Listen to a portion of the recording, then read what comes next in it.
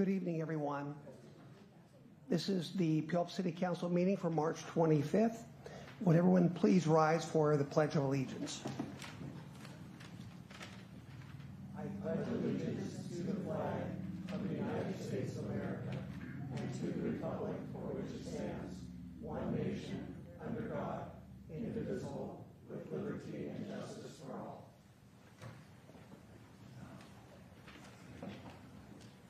I'd like to thank all of you for being here this evening. What a beautiful evening.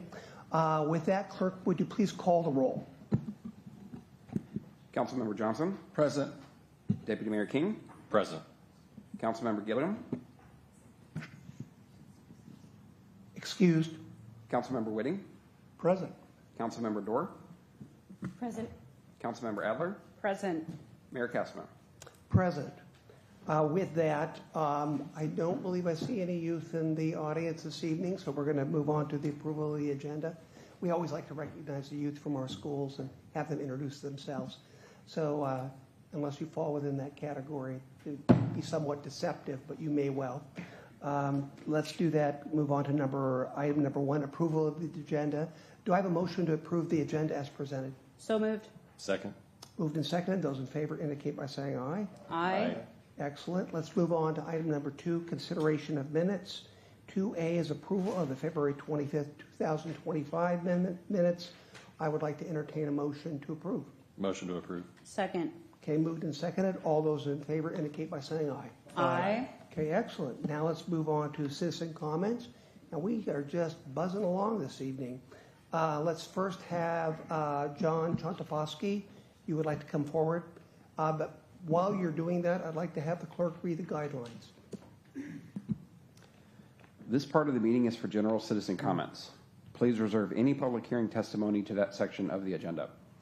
The mayor will call on those who have provided their names in advance. Then the mayor will call for other citizens who wish to speak. For the record, please state your name and address or city council district in which you reside. Please direct your comments to the council as a whole, not individual council members. All comments are limited to 3 minutes. The clerk will provide verbal notice when only 30 seconds remain. As a reminder, this portion of the meeting is council's opportunity to hear from the community and not a time to engage in debate. Lastly, per state law, this public comment period cannot be used to speak in support of or in opposition to a ballot measure or individual candidacy, and no such comments will be allowed. Thank you. With that, Mr. Chontafosky, please proceed. John Chontafosky, 1519 7th Street Southwest, Puyallup, Washington. I recognize the Puyallup tribe of Indians as the sole authority over my property. With liberty and justice for all. Shallow words.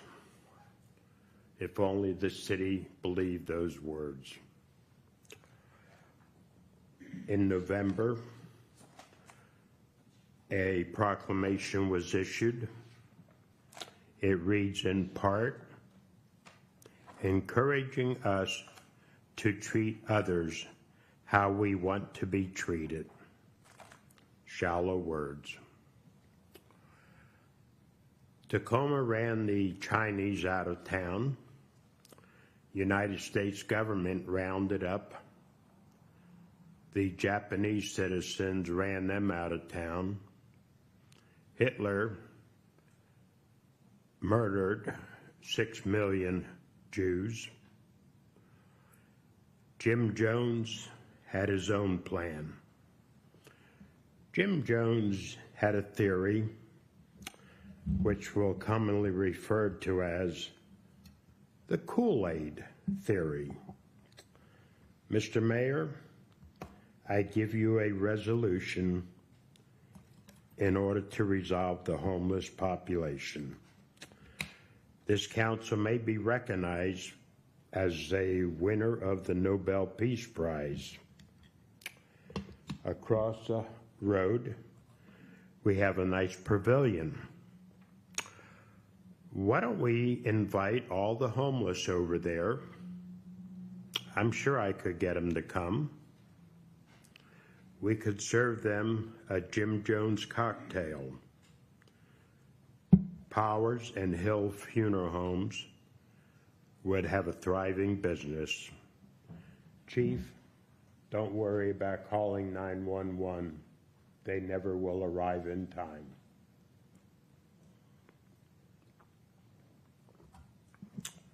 I've had my piece. Okay, the next speaker, Paul Romich, please.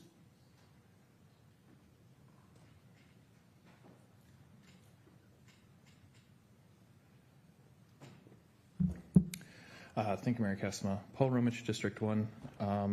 Here to speak a bit on the parklets as well as some of the amendments from last session. Parklets, I mean, they're an excellent program. I think they provide a tangible benefit to our sales tax revenue, as well as a very strong intangible benefit to the overall quality of life of downtown. You know, especially days like today, but we're really wishing Lick Ice Cream is open, so that way we could get sit down at the picnic tables there and enjoy the sun and a nice sweet treat. But unfortunately, they're closed on Tuesdays. Yeah, just it's a great program overall. We see a significant decline in overall speeds, I think, when we have the parklets out. When cars are going by and then there's not a lot of parking, and usually at the shoulder hours, you'll see cars more comfortable going up to speed because there's just less things to concern them, less things that they're likely to crash into that will upset their car. So stuff like that is something to consider there. And then ultimately, it's the quality of life, I think. When we're seeing people downtown and we see more people out and about and enjoying their time, it invites more people to come. And I think that it's really hard to quantify that in numbers. And so that is something I think we just need to look with our eyes and our ears, see the families and hear the laughter, and really embrace the program. So I hope we continue with the program and expand it as much as we can. Then also the amendments. Mayor Castman and I had a meeting sometime last year, and I was trying to talk about this issue of seeing the state push us towards is a lot of ADUs, and overall I understand that the council has some apprehensions about, large density increases in the city. But overall, if the state's going to impose these mandates, we need to lean into it if we want to see the type of development we want to see. So I was pleasantly surprised to see Councilmember Whitting's amendments. And those amendments, many of those amendments are things that I talked about with Mayor Castema, and things that would really reduce the resistance for fee simple housing here in the city. Because it's a human need overall, it's housing, and it's going to take the path of least resistance. So if you want to see more fee simple, you have to adjust the code to make it the more profitable solution and the more ideal solution for Puyallup residents. Thank you. Thank you, Paul. John Palmer, former councilman. Former mayor, I apologize. Good evening, council. Former deputy mayor. Can I just keep going down? Planning commission chair, that's right. Yeah. Good to see you all tonight. John Palmer, District 2. I'm in here tonight in my capacity as a new president of Down Puyallup Main Street Association. And just to follow up on some conversations that you had last meeting on the parklets. And first of all, I just want to emphasize the wonderful partnership between the city and Downtown Association. It's great and it's building as you guys are continuing to invest and encourage great projects downtown. We're doing the same thing with this organization. So our downtown is just coming to life, continuing to come to life. And so that's great. On the parklets, the first thing is we definitely want to keep them. That's my most important. I think that's Main Street's most important thing is we want to keep them. Appreciated, Mayor, your comments. We really think that they're an extension of Pioneer Park. I mean, they're beautiful. PMSA invested $20,000, I think, in the flower things, and we'll be putting those back on the parklets this year. and spending a few $1,000s to plant and get the flowers back in there. So PMSA is definitely really on board with these. We think it's really important. It's a public amenity. Paul mentioned the traffic calming benefit as well. So it really is a public benefit. So however you decide to handle the 10K or whatever it is, I think the message from me tonight is we just want to make sure that they continue, and we're going to work with that. We don't want to see businesses, decline because it costs a little bit too much for them. They're already paying insurance. I think that was highlighted last time. So they got skin in the game already. In my understanding, some of that's exceeding $2,000 for some of the businesses. I think the ones with the alcohol licenses. So they've already got some pretty significant skin in the game to consider that.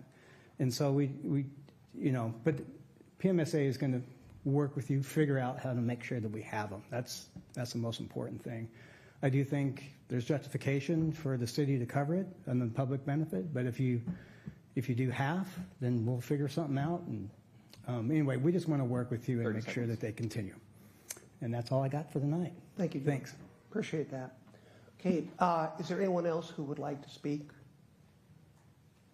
And seeing none, we're now going to move on to, and by the way, thank you for the comments. Let's move on to item number 3, the consent agenda. This is where we vote on a number of items that are agreed to prior, and we just make one vote to make that happen. Councilmember Johnson, do you have a statement or a motion you'd like to make? Yeah, before we make a motion on the consent agenda, I'd like to just ask a question of staff who could provide me with information to authorize a dark fiber agreement. I get the fiber agreement. What's a dark fiber? Can anyone explain to me what the difference between fiber and dark fiber is? Okay, there's a question of an item on the consent agenda. Go ahead. Amit Makre, IT Director. So dark fiber is basically fiber between two locations where there is no service. It's not a lit fiber. So we provide the service, and it just transfers data from point A to point B. Can you expound a little bit more? That was a nice dictionary, but I'm trying to get it in my head to get the lights to turn on here. So what do you mean from one point to another? Is it a private line? No, it's not a private line. So take City Hall, for instance. Sure. To have internet access, we need a provider to provide us with internet service. That is a lit connection. That is not a dark fiber connection. But say you want to connect your home to City Hall. So you would do a dark fiber agreement between your home and City Hall, and then you would just write that and use the internet service provided by the city. So you won't be paying a monthly fee for that service. It'll just be a service to connect your facility to City Hall.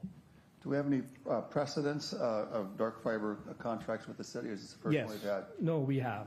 We've got agreement with Unite Private Networks, which basically connects our City Hall facility to our Public Works facility up on the hill. And we also have, yes, I think that's the only one we have currently. So is this a contract or consent agenda or authorizing, is this for city business or is this for Yes. public business? No, it's for city business. So strictly city. Okay, Correct. that clarifies it, because I was trying to figure out if you're opening it up for dark fiber for the whole city and No, trying to figure out. just to So connect this is- two facilities, our City Hall to our Okay. Public Works. It's going to be a redundant path. Makes sense. That's where the clarity comes in. So you're basically wanting to connect city buildings and with infrastructure with a dedicated dark fiber to connect Correct. entities together. This would not be used for public necessarily No. consumption or usage on that. So it's a Absolutely dedicated not. line, basically. That's right. Fair enough. Lights went on. Thank you for that. Thank you. Thank you. Thank you. With that, I will remind members that this is theoretically under the consent agenda. If we explore it too much, it kind of negates the purpose of a consent agenda. With that, Councilmember Adler, did you have a comment? Okay. With that, okay. All those, I would entertain a motion to approve the consent agenda. So moved. Moved and seconded. All those in favor indicate by saying aye. Aye. Excellent. Let's move on to public hearings. 4A is a public hearing and first reading of an ordinance for latecomers agreement with Russell and Lori Freiberg, very old friends of mine, actually. Anyway, please continue. Hello, Council. Hans Hunger, City Engineer.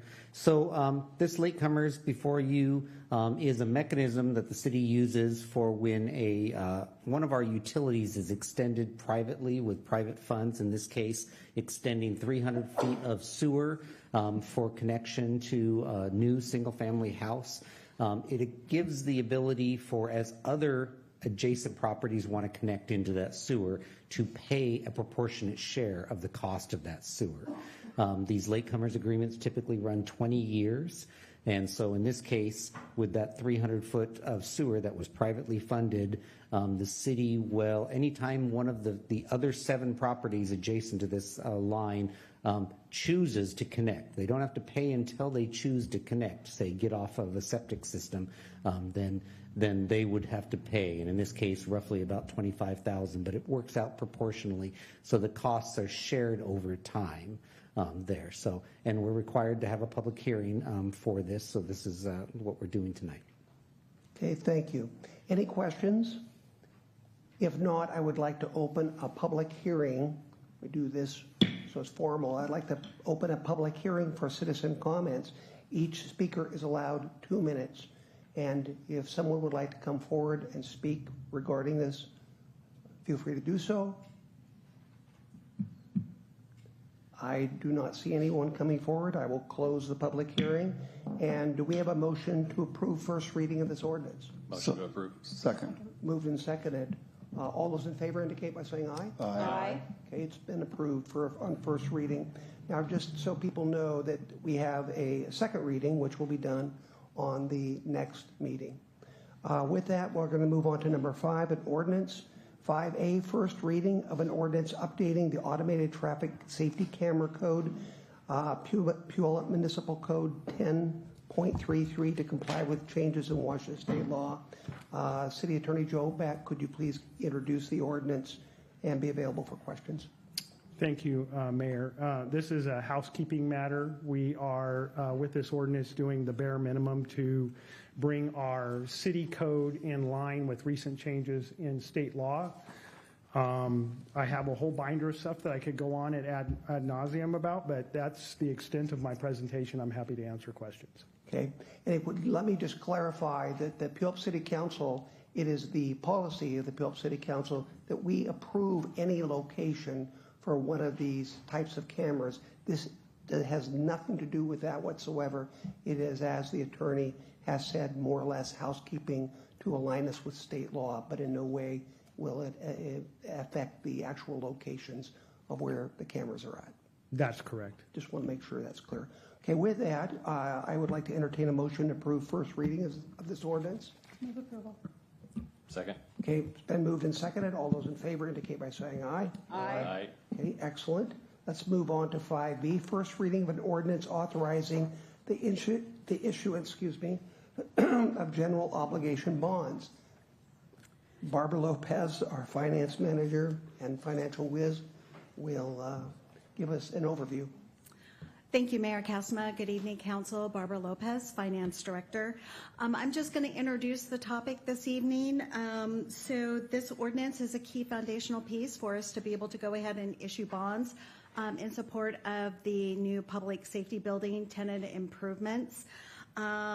We are, with this being in place, once this is in place, we will be on track and on schedule to be able to close on those bonds by late June, early July. Which is a good thing as we need to be able to have those funds available once we start doing construction. With me this evening, it takes a team to do this. So with me this evening, I have our team of experts. Deanna Gregory is with the Pacifica Law Group. She is acting as bond counsel for us. She will actually be taking the lead on the presentation tonight, which is part talking about just bond issuance basics, what's it about, and then also reviewing the parameters of the bond ordinance itself with you. Also with me is Dave Trageser with D.A. Davidson, who is serving as underwriter for the bonds, and then Justin Monway with Piper Sandler, who is our municipal advisor during this process. So with your permission, with that, I'd like to turn it over to Deanna for her presentation. Well, let me just clarify Sure. that this presentation is about the city issuing bonds for the public safety building. Correct. And I just want to clarify that's what we're doing. Part of what we have done is that we will enter into a long-term lease with the Benaroya Corporation to lease a facility up on their location on the South Hill, but there has to be much modifications that are done. And to pay for that, we're going to bond revenue so that we can go ahead and pay for those improvements. And that's what we're here to discuss tonight. And we've now already reviewed and we approved this, but this is the actual bonds that we have to approve the issuance of, correct? Authorizing us to be able to go ahead and issue those bonds. Okay, so if there's no questions, whoever you would like to have come forward, All right. that would be fine. Okay, thank you. Deanna. Thank you. Good evening. I'm Deanna Gregory, as was mentioned. I'm a partner of Pacifica Law Group. I also have to say I am a proud graduate of Sunrise Elementary, Ferrucci Junior High, and Rogers High School. And Dave also is a graduate of Puyallup High School. So we have a lot of Puyallup history here tonight. So it's great to be back. But we're tonight, as Barbara mentioned, we're going to go through the ordinance that's in front of you for first reading, but we're also going to kind of just lay the groundwork for bonds generally. You know, it's been a while since the city's issued debt, and so just in light of this ordinance and this financing, because you are correct, Mayor, that this ordinance authorizes the financing that goes along as kind of the next component to the improvements that have the council has considered separately to the facility.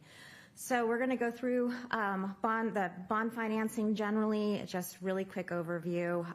I could talk for hours about bonds, so we'll do this very quickly, and then we'll dive into the ordinance itself. All right, so just a very high level of bond financing in Washington. The term bond really evidences an obligation to repay a loan, so a debt. So in our own personal lives, it's a promissory note, it's the loan we have for our home, it's all of those things. Under state law, the term bond is used, but it could be to really stand for a loan, for a note, capital financing contract, any type of really long-term capital financing, and sometimes for operating financing as well. But that's when we use the term bond. It is really, it's all-encompassing under Washington state law. All right, looking at common types of bonds. Bonds are organized under state law by the revenue that is used to repay those bonds and the pledge of those revenues. So over on the left-hand side, we have two different types of bonds that are secured by a pledge of the city's full faith and credit and property taxes. Either excess property taxes that are voter approved or regular property taxes. And then over on the green column, on the right-hand side are revenue bonds. So looking first at the left-hand side, unlimited tax general obligation bonds, those are voter approved bonds. The city has the ability to ask voters to approve bond issuances as well as a corresponding excess property tax levy that goes along with those bonds. The bonds before you tonight are not voter approved. They are within the city's non-voted regular bonding ability payable from regular property taxes, which is actually that center column. So within that center column, limited tax general obligation bonds are payable from regular property taxes and really any legally available funds. We like to call these kind of general fund obligations. And then again, over on the right-hand side are revenue bonds. Those are not payable from typically taxes, but they are for enterprise projects, so your utilities, for instance, and they're paid from a pledge of revenues of that specific utility. All right, so in addition to state law, us bond folks have a lot of fun playing around in the world of federal law, as well as in the tax space, as well as in the security space. So Bonds can be issued for municipalities on either a taxable or a tax-exempt basis. Not all bonds issued by a city or any other municipality are automatically tax-exempt. And when I say tax-exempt, I mean that interest income for those holders, for the investors of those bonds, is not included in their taxable income. So because an investor does not pay income taxes on those interest earnings, they are willing to take a lower rate on those bonds, which of course translates into a lower cost of borrowing for the city. So it's a very good deal to the extent that you can have tax-exempt bonds. But tax-exempt bonds don't come without strings, of course. There are a host of federal tax law requirements that go into the issuance of tax-exempt bonds that apply for the life of the bonds. So, for example, in order to have tax-exempt bonds for governmental bonds, the bonds have to be used for good governmental city purposes, and there's a limit to how much what we call private business use can be used in that facility. We've reviewed the project that we have subject to the ordinance tonight, and it all fits within the tax-exempt parameters, and so we're assuming that the bonds that will be issued, if the ordinance is approved, will be tax-exempt. All right, turning to federal securities laws. Bonds are securities, and they are sold to investors, they are sold to individuals, and they are sold and traded on the public markets on a daily basis. The bonds that we expect to issue, we expect to have the city issue for this project will be sold in $5,000 increments and can be sold on a daily basis. And so there are certain securities laws that do apply to the city's bonds.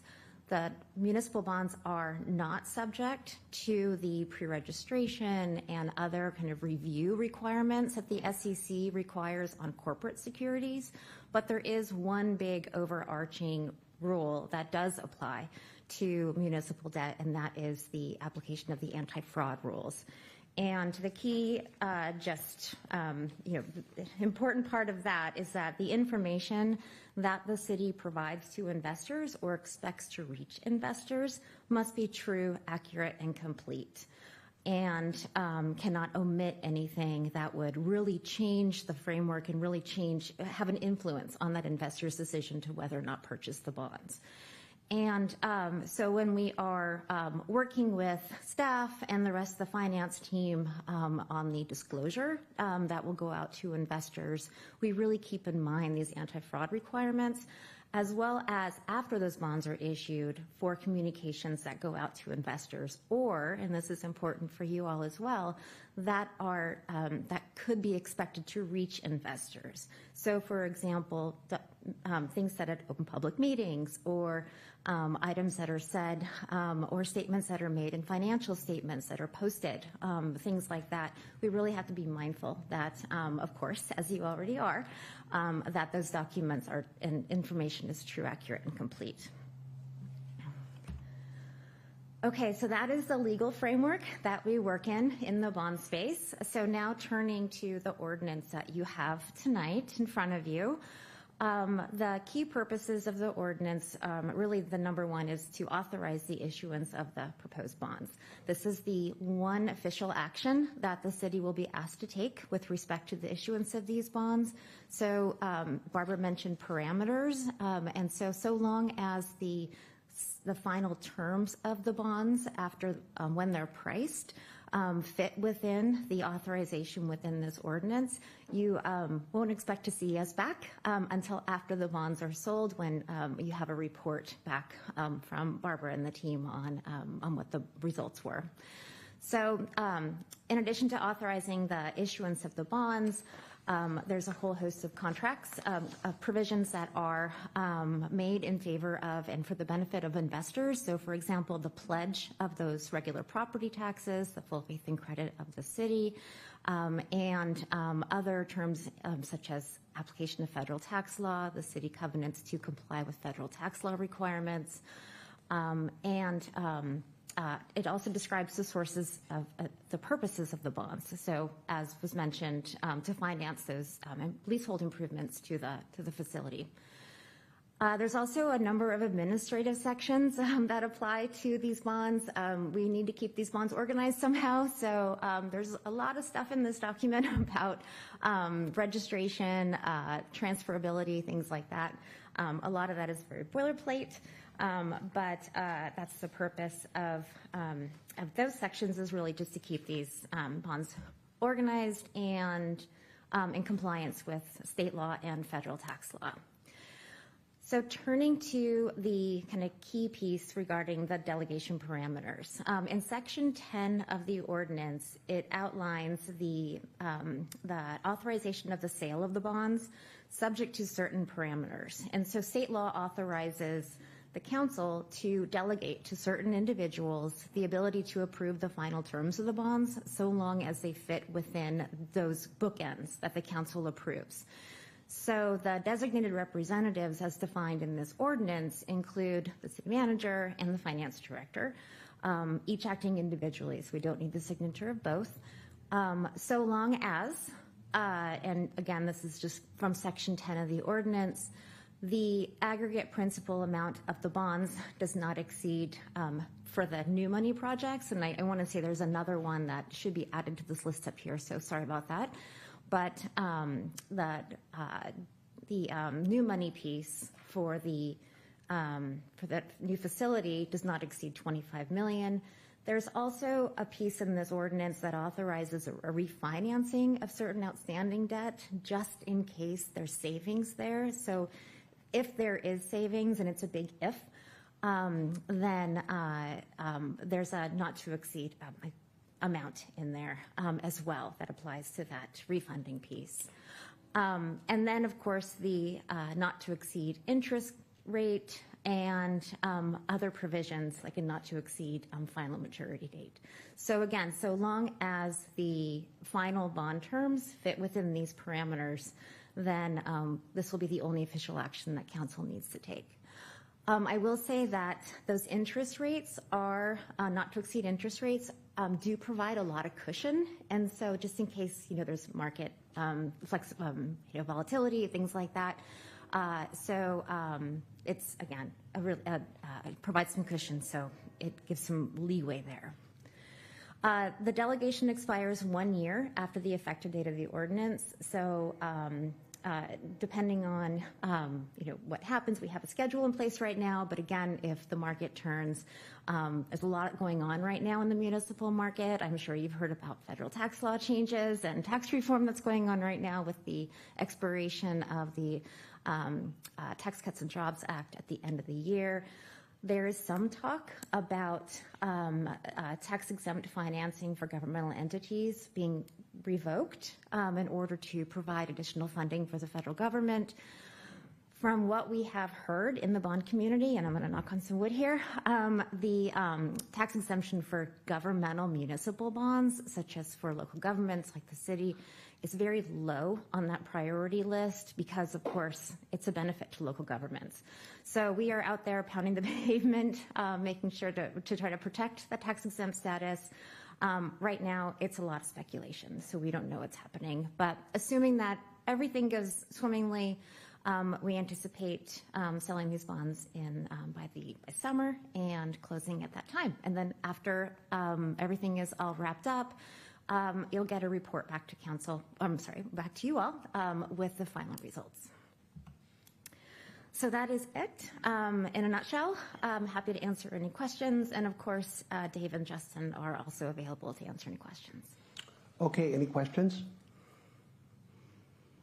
Keep in mind, Deanna, that we have, City Puyallup has 2 readings. This would be the first reading, and then at a subsequent meeting, we will approve it. So it's kind of a 2-part process. Correct. In City Puyallup.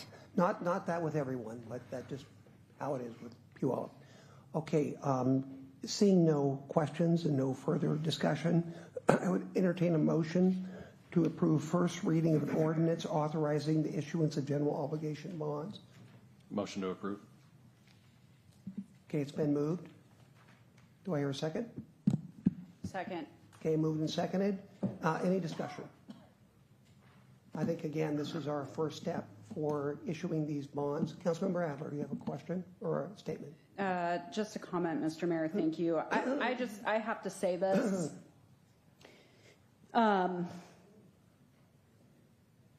The conversation of tax-exempt bonds being a pay-for, which is being considered in Congress right now as the tax law does expire at the end of the year, that is still very real. It is still very real, and I just want to be real about that. I think that it's wise to be very honest about that, and I know that our federal lobbyist knows that this is very important to the city of Puyallup, particularly given this project. And so while I tend to believe that we will be, I tend to believe that Congress will continue to keep these bonds exempt, it is very real, and it is a topic of conversation in Washington, D.C. Thank you very much. Thank you, Councilmember Adler, for that insight. Councilmember Whitting. I just had a question for Barbara. Obviously, those interest rate ceilings in these bonds is pretty lofty in the municipal bond category. So I wouldn't imagine that we had budgeted in considering these bonds at that high a rate. Just wondering what rate did you budget at, and what's the difference between that and the ceiling? So I budgeted at about 5.5% right now for tax exempt bonds. Right now, I believe that they're running about 4.75, roughly. So we would definitely be within budget on that. Should they need to be issued as taxable, we wouldn't have quite enough budget for that, and we would have to close a gap of up to like around $100,000 potentially. Okay, thank you. Okay, good question, Councilmember Whitting. Okay, with that, any further discussion? Hearing none, all those in favor indicate by saying aye. Aye. Those opposed, nay. Okay, we're now going to move on to item number 6, resolutions. 6A is a resolution authorizing an 8-year limited property tax exemption agreement with, is it DOSE LLC? Is that correct? Yeah. Hey, my name's Chris. I'm with the city's planning division. I believe that is correct. Yep. Okay, We're getting excellent. the presentation pulled up here. Sorry about that. Okay. So, Chris, good. Thank you. And give us the presentation. Oh, you're going to do it. It's right there. Yeah, here we are. Proceed. All right. Thank you, Mayor. Thank you, Council. Again, my name's Chris Veal. I'm with the planning department. So tonight we have a 8-year multifamily tax exemption application for the project commonly known as the 2nd Street Apartments. All right, so what is the MFTE program? I think Council is familiar with this, but it's a program that basically is set in place to encourage development of multifamily and mixed-use housing in certain areas. Program's voluntary. We have three residential target areas in the city. The city offers 8-year, 12-year tax exemptions. The 12-year tax exemption requires a certain level of affordability. I think Council probably knows this. Okay, just to review what MFTs exempt and what they don't. It's the residential improvement portion that is exempted during the term of the exemption itself, not the land, not the commercial improvements, just the residential improvements. Okay, so for this project, it is a 3-story, 24-unit total. This is split in half with 12 one-bedroom and 12 two-bedroom, and the applicant is requesting the 8-year MFTE for this application. Here's a map. Sorry, it's a little zoomed out. This project essentially is right across the street to the east of Grayland Park, just to the north of City Hall here on the bypass. This is just kind of a general timeline of how MFTs work. The certificate, once it's approved and council authorizes the contract to be approved, the project needs to be constructed within 3 years of that contract execution. And then there's a certificate process for this application being an 8-year. There would be the 8-year time exemption, and then after that, the standard taxes apply for the life of the project after that. This is a bar graph basically from our financial model that's built out for the program. It shows that in that first 8 year, you run at a little bit of a deficit just relative to the cost of city services. and then over time, the property taxes and residential improvement taxes aggregate over time. So there is obviously a net cost negative during that first 8-year window just based on the cost of city services to each dwelling unit. And then over time, that builds out over kind of a 50-year time period, I think, is what we have built into the financial model. Okay, I think this is the final slide. Basically, this application meets all of the criteria for the 8-year application, and staff reviewed that and recommends that the council approve the MFTE authorization of the MFTE contract for this application. Okay, Available for any questions. Yes, Councilmember Johnson. Thank you, Mr. Mayor. Chris, could you tell us, I think you mentioned how many total units are being constructed, and are they all rental units? 24, they're all rental. 24 units total? Okay. So how many stories high is that? 3. 3-story high, and there's only 24 units in that area? Must seem like it would be bigger in that area. That application actually went through a couple of revisions. There was a larger project at one point in time. It was? Yeah. Okay. I think it was in the 50s. In the 50s, so it's been half the size. Okay. Thank you. Okay, other questions? Okay, hearing none, I would entertain a motion to approve a resolution, apologize, a resolution authorizing an 8-year limited property tax exemption agreement with DOS LLC. So moved. Moved and seconded. All those in favor indicate by saying aye. Aye. Opposed? Okay. The resolution passes. Let's move on to 6B. Resolution recommending Kim Field to serve on the Conservation Futures and Open Spaces Citizens Advisory Board. Dan, please proceed. Yes, good evening, Mr. Mayor. Good evening, Council. Before you, I'm just introducing a resolution recommending Kim Field serve on the Conservation Future and Open Space Citizen Advisory Board. This is an advisory board through Pierce County. The focus of their plan is to review applications and award grants for individuals that are looking to conserve green space, wetland space. Prior to Ms. Field, I believe the prior representative for the city of Puyallup was Heather Shadka. Okay. May I remind the council that it was Conservation Future Funds that recently purchased the old Bonds Blueberry field, which is now going to be used to connect to Wildwood Park, eventually through acquisition of a couple of pieces of property, but it's connecting the valley floor to Wildwood Park.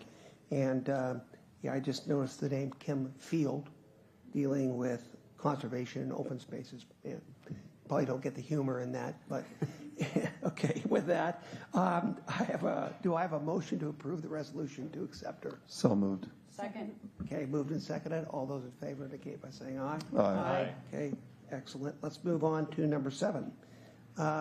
Consideration and request. Dan, I guess you stay there. Parklet program policy direction.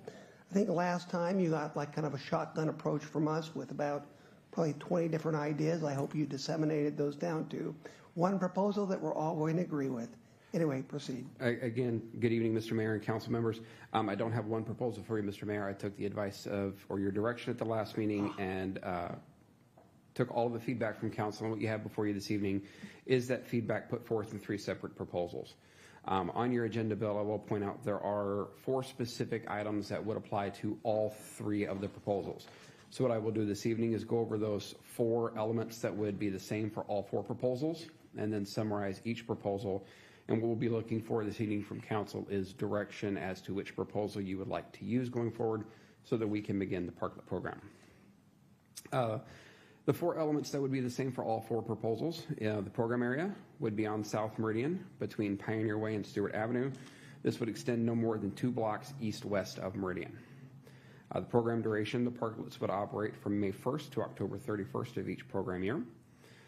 For the insurance requirement, which was referenced earlier by Mr. Palmer in the citizen comments, the businesses would be required to carry insurance of $2 million per occurrence, $2 million general aggregate, and a $2 million product completed operations aggregate limit. It's the standard.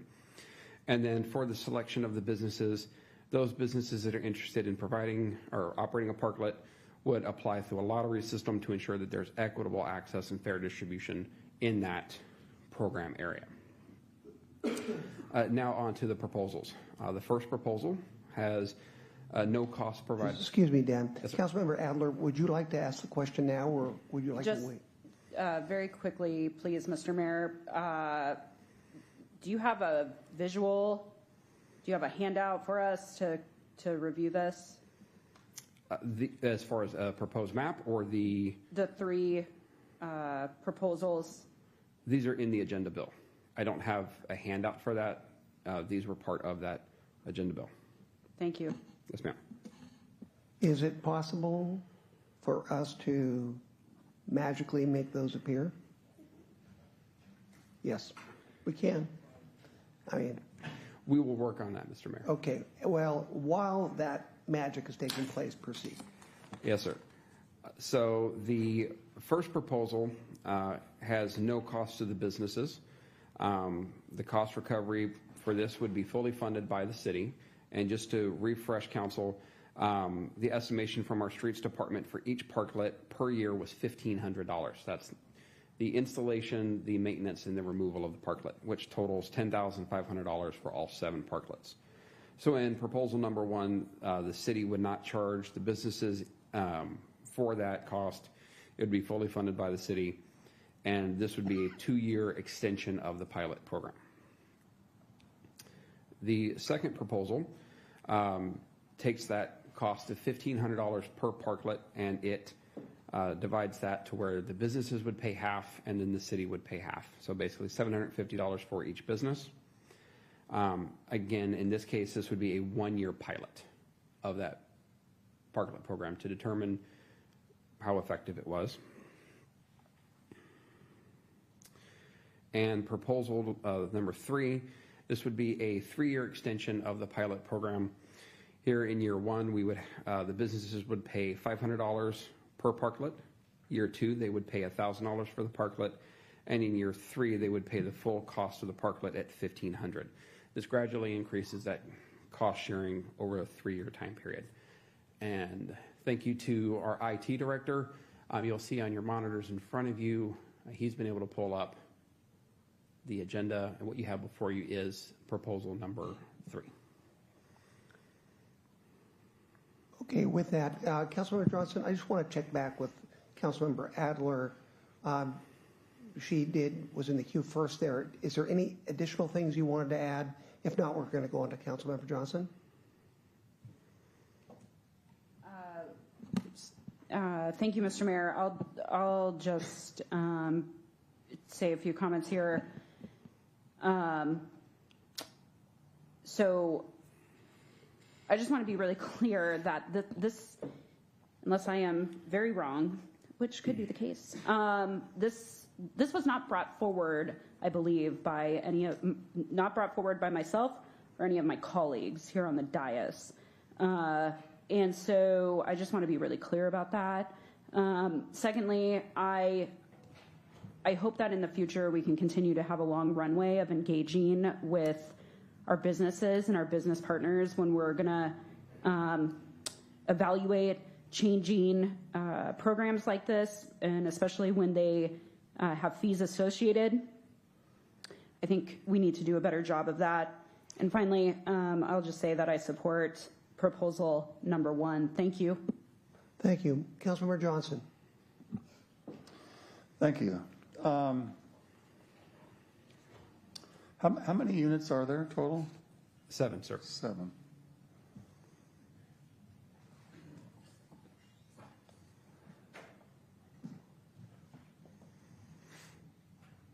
And how much did it cost to make those from the city per unit? I don't recall what the cost per unit was. I know that we used the Federal American Rescue Plan Act funds during the COVID pandemic to build these. I think it was the total for all of them, I believe, was around $20,000. And we actually built those ourselves. That's correct. We didn't contract out. Yeah. That's correct, sir. Yeah. So actually, if you would take that into account, was that $20,000 of material? I couldn't give you that exact answer this time, sir. Okay, because they're built like battleships. Yeah. I don't mind, option 1 to give them for free. I think the only concern that I have with that, was your proposal for free a 1-year Is that the proposal before us? What was 2 year? So in this case, proposal number one, which you have on your screen, this was 2 years at 2 free. years, correct. Yeah. So here's my thoughts, and I think Deputy Mayor, or excuse me, former Deputy Mayor, but now Council Member Whitting had I think you brought forth the increased increment, if I recall right, of kind of phasing it up. Am I correct in that? Okay. It's not so much, my thinking on this is not so much to recoup the city of their funds. I think there are some public value that I could clearly get behind. I guess what I'm trying to think of, Council, is, if we're looking for our downtown to grow and thrive, it would seem to me, even if we had some collection amount, we put that into a fund where you could build more of these. So we're not putting into our general fund, but maybe those whatever funds that we take in on these existing 7 could be built into a fund that we could build additional ones as monies come up. Because if our downtown is vibrant and growing, we're going to need more than 7, unless we just decide that we want to pay in full for any new additional ones, which you could do, but you're talking probably $15,000, $20,000 per unit, I guess, until we get some data otherwise. So it would seem to me it would be good to invest in our downtown, to have some nominal cost that in a couple of years, as our downtown grows, new businesses kind of pop up, that we have some growing factor behind it. So that's my thinking going behind it. So I kind of like the increment plan of, the three-year, 500, 1,000, 1,500. It gives the folks that are, caught off guard by this at least smaller increments to build up to it. But again, I wouldn't discount the fact of getting on board with free. Only please keep in mind that I hope that we can build more. And if we could dedicate this money, if we decide to charge at some point now or down the road, that money would be set aside to build more units to add to our downtown core and outdoor seating. So I'd like to hear some thoughts on that as I kind of tee that up for some thinking. Again, more for future growth, not for recouping of funds, because in the scope of things, it doesn't really matter to our general budget. Councilmember Dorn. Thank you, Mr. Mayor. Sorry to be late to this party, but I have another option. I'm not opposed to the first option, provided it was a 1 year and that we explore a licensing agreement with Main Street. This runs the same time as their market. They have put money into the program. That we heard $20,000 today. These are downtown businesses. It may be more appropriate to remove us from that, and they take this on. Clearly, I have just thrown Main Street under the bus and didn't discuss. I did mention it to former everything Palmer on the way down here, but I'm not going to go through all the titles. I do think that is another way around this. My only concern with the program is during the pandemic, we had more businesses. It's a lottery. We had more businesses than we had parklets. I don't think that's the current state of affairs, but the lottery has not taken place, correct, for this year? Correct.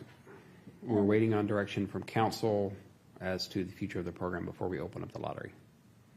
And so as far as equitable, I don't know, part of me feels like this should be added to one of our licensing agreements with Main Street, and they take that on. So that's where I'm at this moment. Okay, Councilmember Whitting.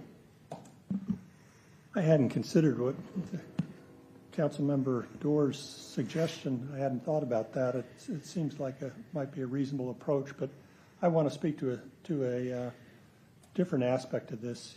When we put those parklets out there, guess what? They take up parking.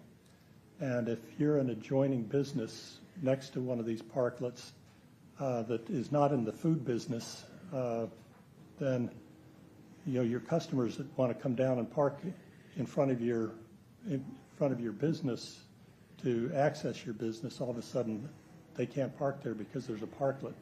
So I think having the parklets there has a public benefit, but I think it adversely impacts some of our downtown businesses. And so I think if we're going to penalize some people by subtracting their parking, that somebody else ought to pay for that a little bit. So I really like Proposal 3. It's a staged process, and we can after year one, if we don't like the way it worked, then we can reevaluate and start over. So I'm speaking in favor of option 3. Thank you.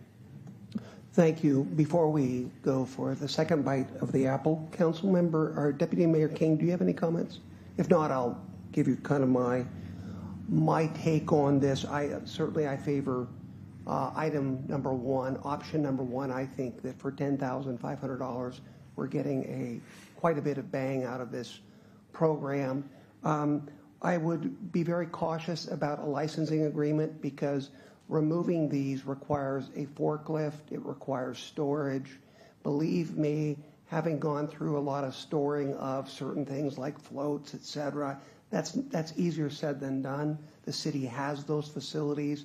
I think it's better to have a collaborative effort with the city and the Puyallup Main Street Association. I think they would welcome that too. I don't think they have the heavy machinery and storage facilities to where they could accommodate the storage removal, et cetera. But they might, but I think that it would take time to do that. And I think right now would be a good time just to proceed with option number 1. As to having them have some skin in the game, we'd heard last time testimony from merchants who had said that, if they had to pay, frankly, they're on the borderline right now because they are paying insurance costs, which are probably bound to go up. Normally, their liability, I think, is about $1 million, but we're requiring $2 million. And I think I heard former council member or PMSA President Palmer this evening say that those policies are approaching about $2,000 a year, or they could. I had heard about $1,500 last time, but maybe they're increasing. I think that we're getting a lot out of this program. I do understand, Councilmember Whitting, your issue with the parking. We did hear that. Some of the feedback was negative in that we were taking parking spaces. We thought we had hit the sweet spot by just doing 7. And it may well be that someday we want to add to that. But at this point, I don't hear an outcry other than to say we like the program with where it's currently at 7. I'd say we hold pat there.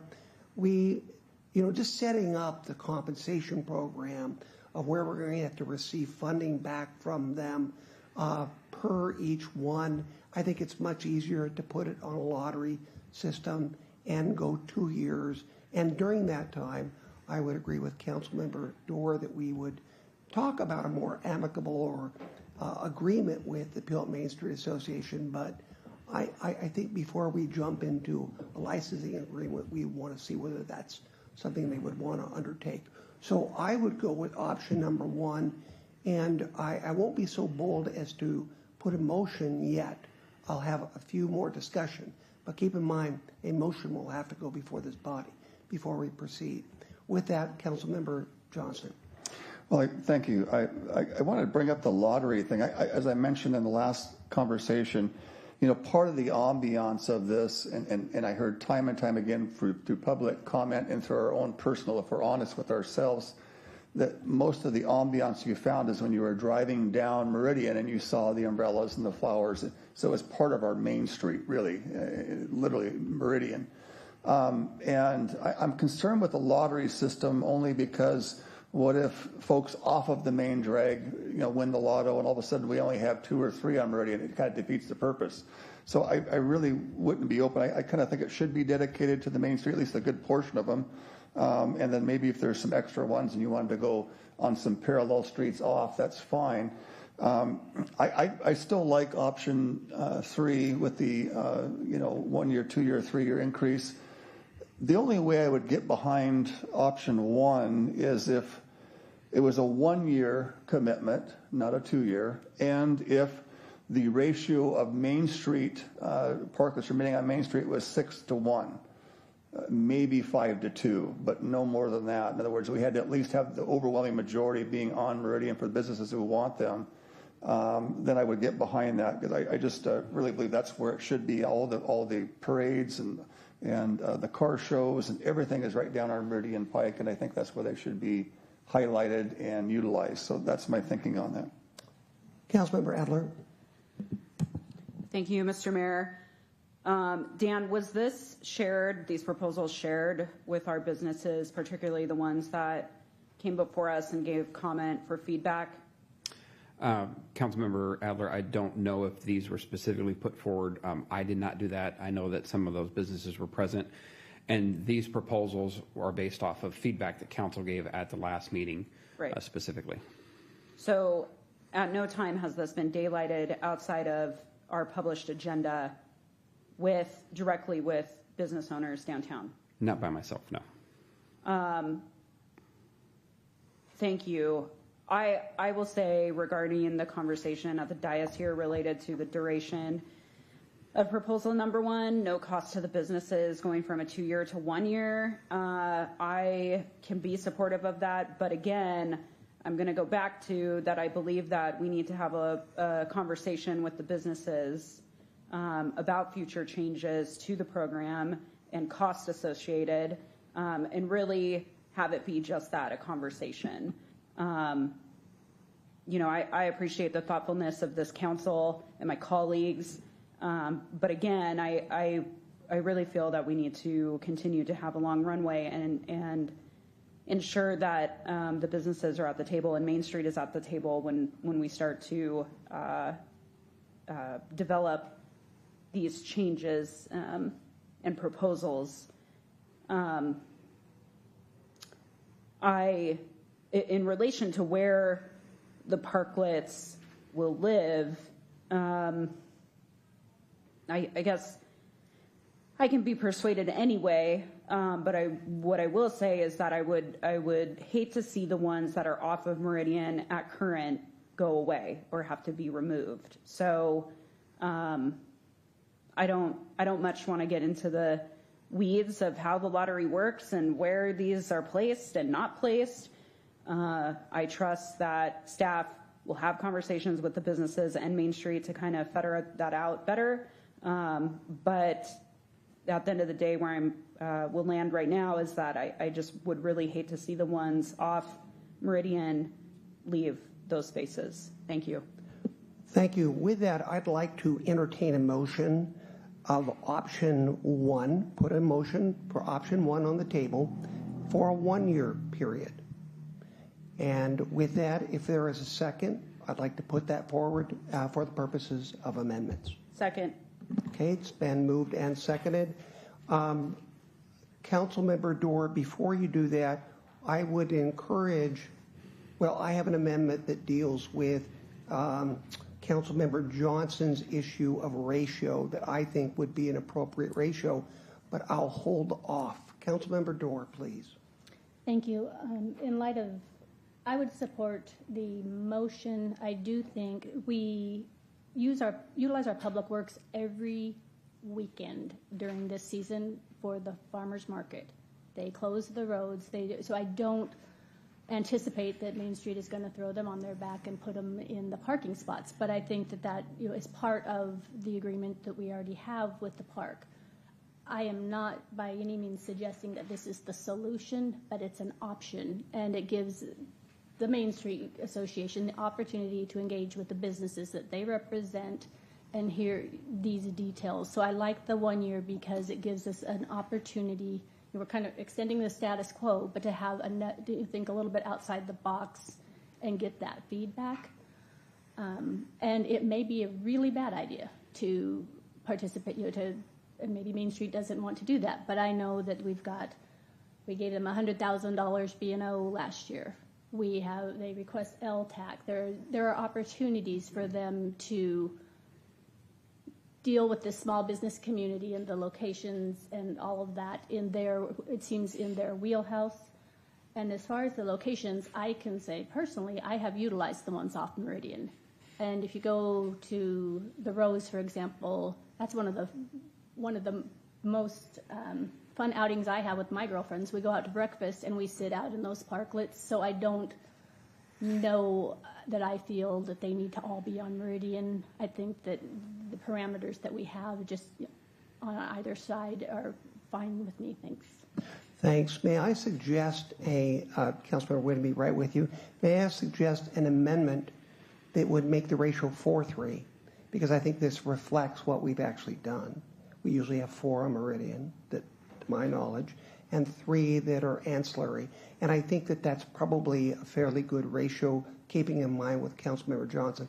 I know it's not your 5-2, but I've actually have thought quite a bit about the 4-3 ratio, at least guaranteeing that 4 of them are along Meridian. And I'm wondering if you would like to second that amendment to the underlying amendment, if you would find that agreeable. Thank you, Mr. Mayor. I would. I think it could be a little bit broader gap, but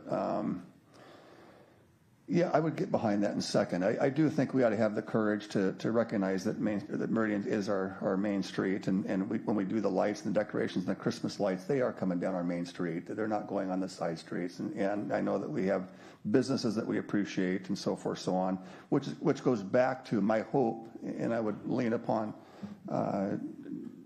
Councilor Whitting to refresh this again for next year, that we do require some funding after this next year that would dedicate money to go back into that pot to build more, so we can have ratios of, 10 to 4, whatever, right? So we have some more growth. But I would get behind that ratio to start and get that teed up. So I'd second that, Mr. Mayor. Okay. So there is an amendment on the floor right now. Councilmember Whitting. Dan, I just was wondering what the demand for these parklets is. How, if we, what's in the past, how many businesses have asked for them and didn't get them? If we held a lottery today, how many establishments do you think would be interested? Councilmember Whitting, I can speak specifically to last year. When we held the lottery, we had 7 businesses enter the lottery. We had 1 business reach out after the lottery deadline cut off, inquiring about the ability to have a parklet. Of the 7 that entered the lottery, 1 then withdrew due to the insurance costs. And then that business that reached out originally after the deadline, they got that. So last year, if you were to look at it in an aggregate, 8 businesses were interested, 7 went forward, 1 withdrew due to the cost of insurance. Thank you.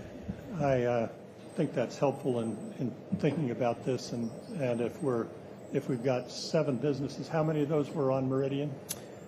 I think it was 4. 5 of the businesses last year were on Meridian, 2 were off. The 2 that were not on Meridian were Lick and the Rose. And what we did in that case was, rather than put 1 in front of Lick and 1 in front of Rose with a parking space in between, we combined the 2 parklets to make it safer for the public. Yeah, I saw that, and I'm with Councilmember Dorr. That's a nice little spot back there. I wouldn't want to lose that.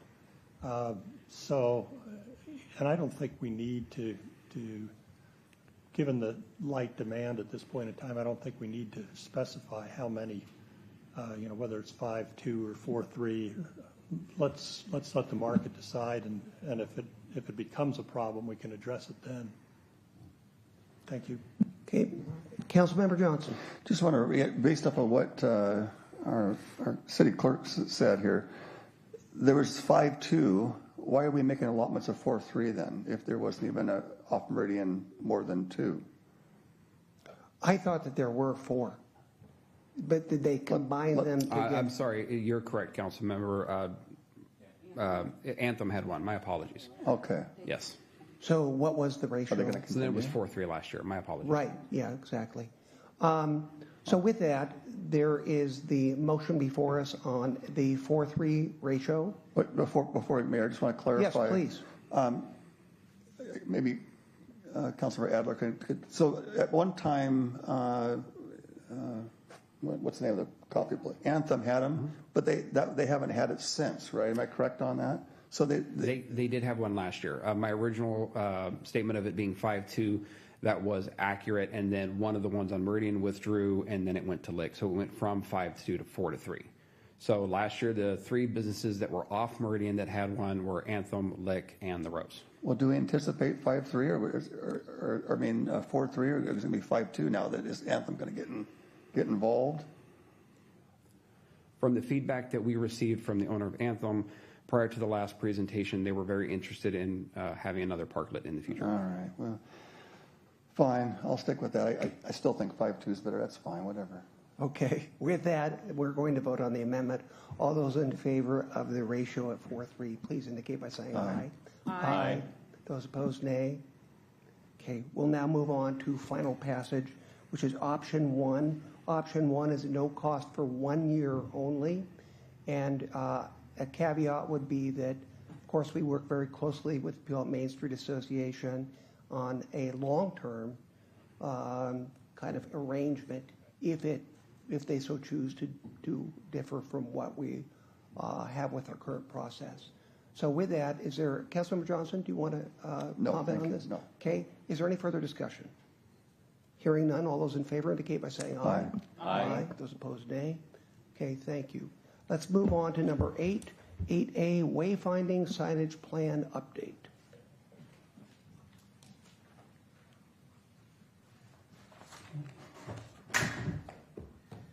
Okay, good evening, Mayor and Council. Eric Johnson, Public Affairs Officer, and tonight I'm going to be providing you with an update on our wayfinding signage plan. And with me this evening is Dean DeShetler from MIG and also Nathan Polanski from MIG, who will help give part of this presentation and update you on the plan.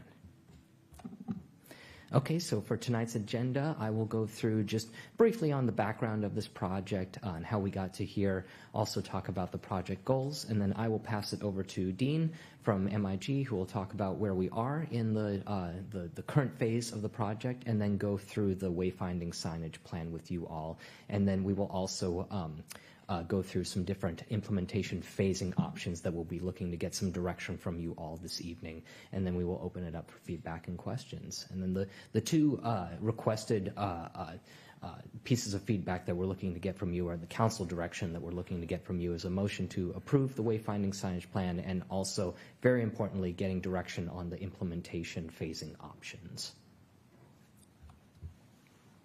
So just going to talk a little bit about the background on this project. So as you all probably know, the wayfinding signage plan was identified in the Meridian and Downtown Streetscapes report that was developed in November 2022 that you all approved. And within that report were a list of 10 priority projects that you all and the community identified as a priority for getting completed. And one of the top requested projects by you all and the community was this plan, the wayfinding signage plan. It was actually the number 2 most popular project, and number 1 being the Meeker Festival Street. So taking that feedback into account, we contracted with MIG to produce the plan, which we will go over with you tonight. And the project goals, the goals are to help people navigate through downtown, strengthen the connection between downtown and the fair, that's a very important one, develop a consistent and coordinated signage system, explore opportunities for incorporating art features into the wayfinding system, and also identify street improvements to enhance the key entry points to downtown and help develop and strengthen Puyallup's unique identity. And then with that, I'm going to turn it over to Dean DeShetler with MIG, who is going to proceed with the plan. Good evening, Council. First of all, are there any questions of Eric's staff? Eric, I do have a question. I kind of thought didn't we vote on all this? Didn't we already approve? It was in the LTAC budget that we also allocate funds. That's for final design, which we will talk about a little bit about later. So yes, we have LTAC funds that have been approved by council to move on to the next phase, which is final design, and then some funding for fabrication. But for tonight, we'll be seeking feedback from you to approve the plan that will then inform the final design. Okay. Okay. You have the floor. Thank you. Well, thank you again for taking the time to hear our presentation. We're very excited at the progress that we've made thus far. We are in phase 2, at the end of phase 2, as Eric mentioned. We're presenting the wayfinding signage plan, so we're hoping to get your feedback on that and approval. So with phase 2, we've completed the gateway streetscape enhancement concepts, which inform the gateway locations. We've completed preliminary sign message schedule, which is basically all the text that's going to go on each of the signs. We've established a preliminary estimate of probable costs. That way it's informing this phasing and how we approach implementing these. And now we're presenting the draft signage plan to, well, we've presented the draft signage plan to the stakeholder group, which included the fair, Chamber of Commerce, Meeker Mansion, and others. And here we are now for the final wayfinding signage plan review. Last we presented to you were these concepts, which you said you have approved. And so from here, we've taken the concepts that you've approved and basically developed the signage further into more sign types.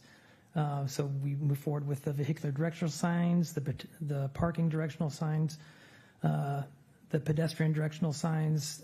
There's two options for the concepts, and I know that we were leaning towards option 3B, which is the single paneled the fingered paneled ones. But after reviewing the locations of these, not enough spatial constraints were not allowing us to put those in the spaces what we needed to. So we're moving forward with the single panel 3A option, which is more appropriate for the space. And then the pedestrian kiosks. And of course, then the concepts for the gateways, the archway, which everyone seemed to really appreciate. The terminologies, we've refined all the destinational names that are going to be, again, listed on each of these sign types to actually inform people and visitors of where they are going. And so there's the vehicular directionals, which are on the left. That's 4-letter heights or 4-inch letter heights, and you're limited to 3 destinations per sign for the vehicular directionals. For the pedestrian directionals, we're limited to 6 locations on a sign, and that's 1-inch text. The graphic style guide is basically documenting all the elements that are included in the design. So the color palette, the fonts, arrows, pictograms, logos, but these are the things that are consistently used across the wayfinding system. Then we get into now the wayfinding sign family, which again, this was developed from the concepts. So we'll go into detail a little bit more individually for these sign types, but this is just a snapshot of the full family. So we have our vehicular directionals, we have our parking lot identification, parking lot rules, and parking directionals. We have our pedestrian directionals and our 2 types of pedestrian kiosks. One's a 2-sided and one is a 4-sided option. Getting into design development, this is where we detail out all the different sign types. You know, we provide measurements, specifications, calling out colors and materials and such. This is a snapshot of what's actually in the plan. We go into a lot more detail and different views of these signs. But mostly this is to inform the estimated cost for this to be produced.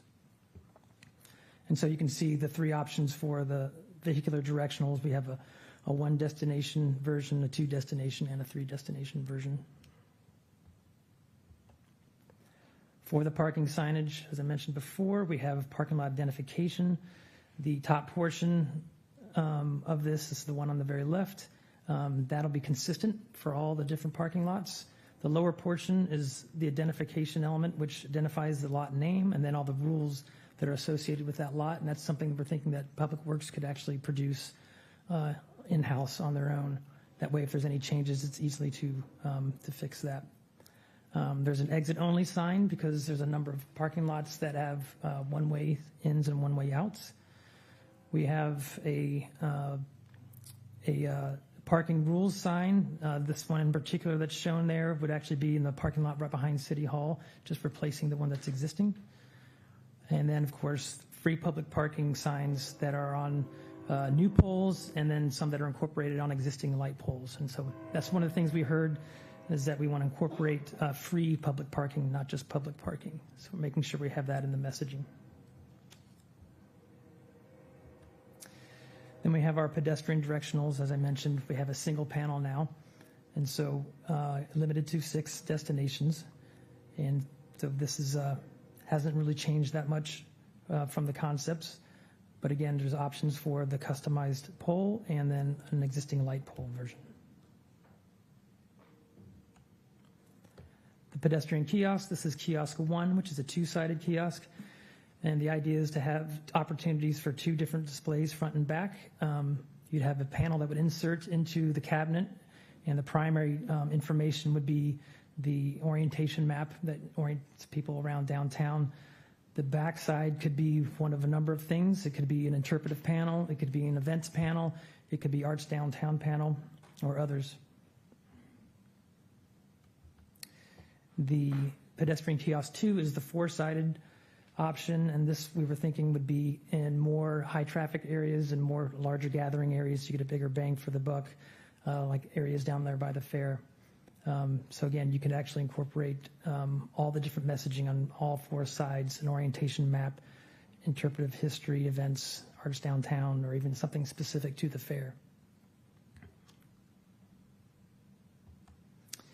Then we have our gateway sign family. We have the archways, which would be on Meridian, and then we have secondary gateways, which would just be a single pole element. And just as a reminder, the locations of these gateways, we have 2 primary gateways on one's on North Meridian, one is South Meridian, and then 4 of the secondary gateways coming in from Pioneer and from East Main and Stewart. And again, showing the details of what the gateway would look like, detailed out. Again, all the dimensions, specifications, and materials called out on this. We did consult a structural engineer for this that helped inform refining the design a bit. And we also heard from you that we wanted to enlarge the text downtown Puyallup to make that a little bit more vibrant, a little more legible. And so we've done that as well. But all the other features are still the same from concept, where we have the lighting elements would be the letters downtown Puyallup as well, as far as welcome to. We have the finials on top, which also would be illuminated. And then we have the introduction of the banner system, which would be going up and down Meridian. We also have opportunities for a historic plaque or some interpretive information down at the base of these panels, or the base of these posts. And being that this is a location on North Meridian, it is a 2-lane road, but it's also a 1-way street. And so this is showing the backside of that design, that there is no need to really have any messaging on the backside, since cars will not be able to see that as they're driving through it. The South Meridian location is substantially larger. We have 5 lanes of traffic to cover, and plus we're expanding this over the sidewalks. There were some conditions that we were trying to meet, having the posts on the outsides of the sidewalks. On the right side, there were some utilities underneath that we have to try to avoid. There's also been some concern that if we have the post too close on the inside edges of the sidewalk close to the road, that the vehicles may hit it. Apparently there's been some instances where they've been hitting planters in that area, so trying to avoid that as well. So if there's other, we need to work out some things with the fair, like some easements and things like that, because the left side would be encroaching into their property. Being that this is a two-way street, we did want to have messaging on the back side of this one, but instead of welcoming to downtown Puyallup, we have a nice friendly message, thanks for visiting, and that's something that could be determined, the actual language in the next phase. And finally, the secondary gateway, which is a single post. The last time we had presented 2 concepts, and everyone was leaning towards the one with the larger yellow field in the background. So we've modified it to that, and then also incorporated the welcome to on top with the archway to help that connect more so to the archway option. Excuse me, I have a question. Councilmember Johnson. Mr. Mayor, I could wait if he's almost done. Otherwise, I can interject. Are you almost completed? I don't want to interrupt you if you're coming to the I'm happy to take questions at any time. We have a few more things to present. But I'll wait till the end, Mr. Mayor, if that's okay. Okay, thank you. Okay. I mentioned earlier, part of the gateway studies were we had to do some streetscape improvement studies. And so this exercise would help inform the infrastructure and everything else that's needed to determine the locations and what's needed to provide the stability for these gateways. And so our approach was to really maintain traffic flow, make sure that traffic is slowing down as they're entering into downtown, Of course, meeting MUTCD guidelines, understanding and looking at opportunities for streetscape enhancements. We want to make sure the gateways are located and maintain the sight lines as people are driving through, not obstructing too much.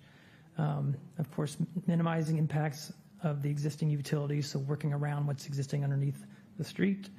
Part of that is identifying electrical service locations. And of course, all this is to help inform the estimate of probable construction costs so that you are able to move forward with implementation. The sign location plans and programming, this was refined even further. You can see on the right-hand side, that's kind of the full breadth of the sign family that's distributed across the map. The one image on the left, you can see each sign is associated with a number and a color. And so that corresponds with the sign message schedule when you're referring to look at each sign, that you can know exactly what text is going to be located on there and what type of sign that is. And again, all this is detailed a lot bit more in the actual plan itself. And so, next steps, the motion to approve this plan, but after this would be phase 3. And so that's where completing final design and bidding, which would be final design, and we'd audit existing signage and infrastructure to make sure there's no conflicts with where we are placing these signs, finalizing those sign locations, and then because we're finalizing design, sharpening that pencil a bit to revise estimates of probable costs so it's more true to what your budget needs are. And then after that, the implementation phasing strategy based on those probable costs, and then fabrication and implementation. So the next slide I have is really talking about phasing options, so we can walk through this quickly if you like, or go back for questions. No, go ahead. Okay. So the phasing options, we just wanted to provide a slide for you to help kind of inform your decision and help talk about what to consider when making this decision. So the phasing, we put the options into buckets, and right now these buckets are based on sign types. We feel it's important not to break up the sign types when you're implementing signage. For example, if you have vehicular signs that are started from the outside of downtown borders into a destination, if you only have half of those, you're not going to get your visitor to where they need to go. It's going to be confusing. You're kind of breaking up the breadcrumbs. So that's first and foremost.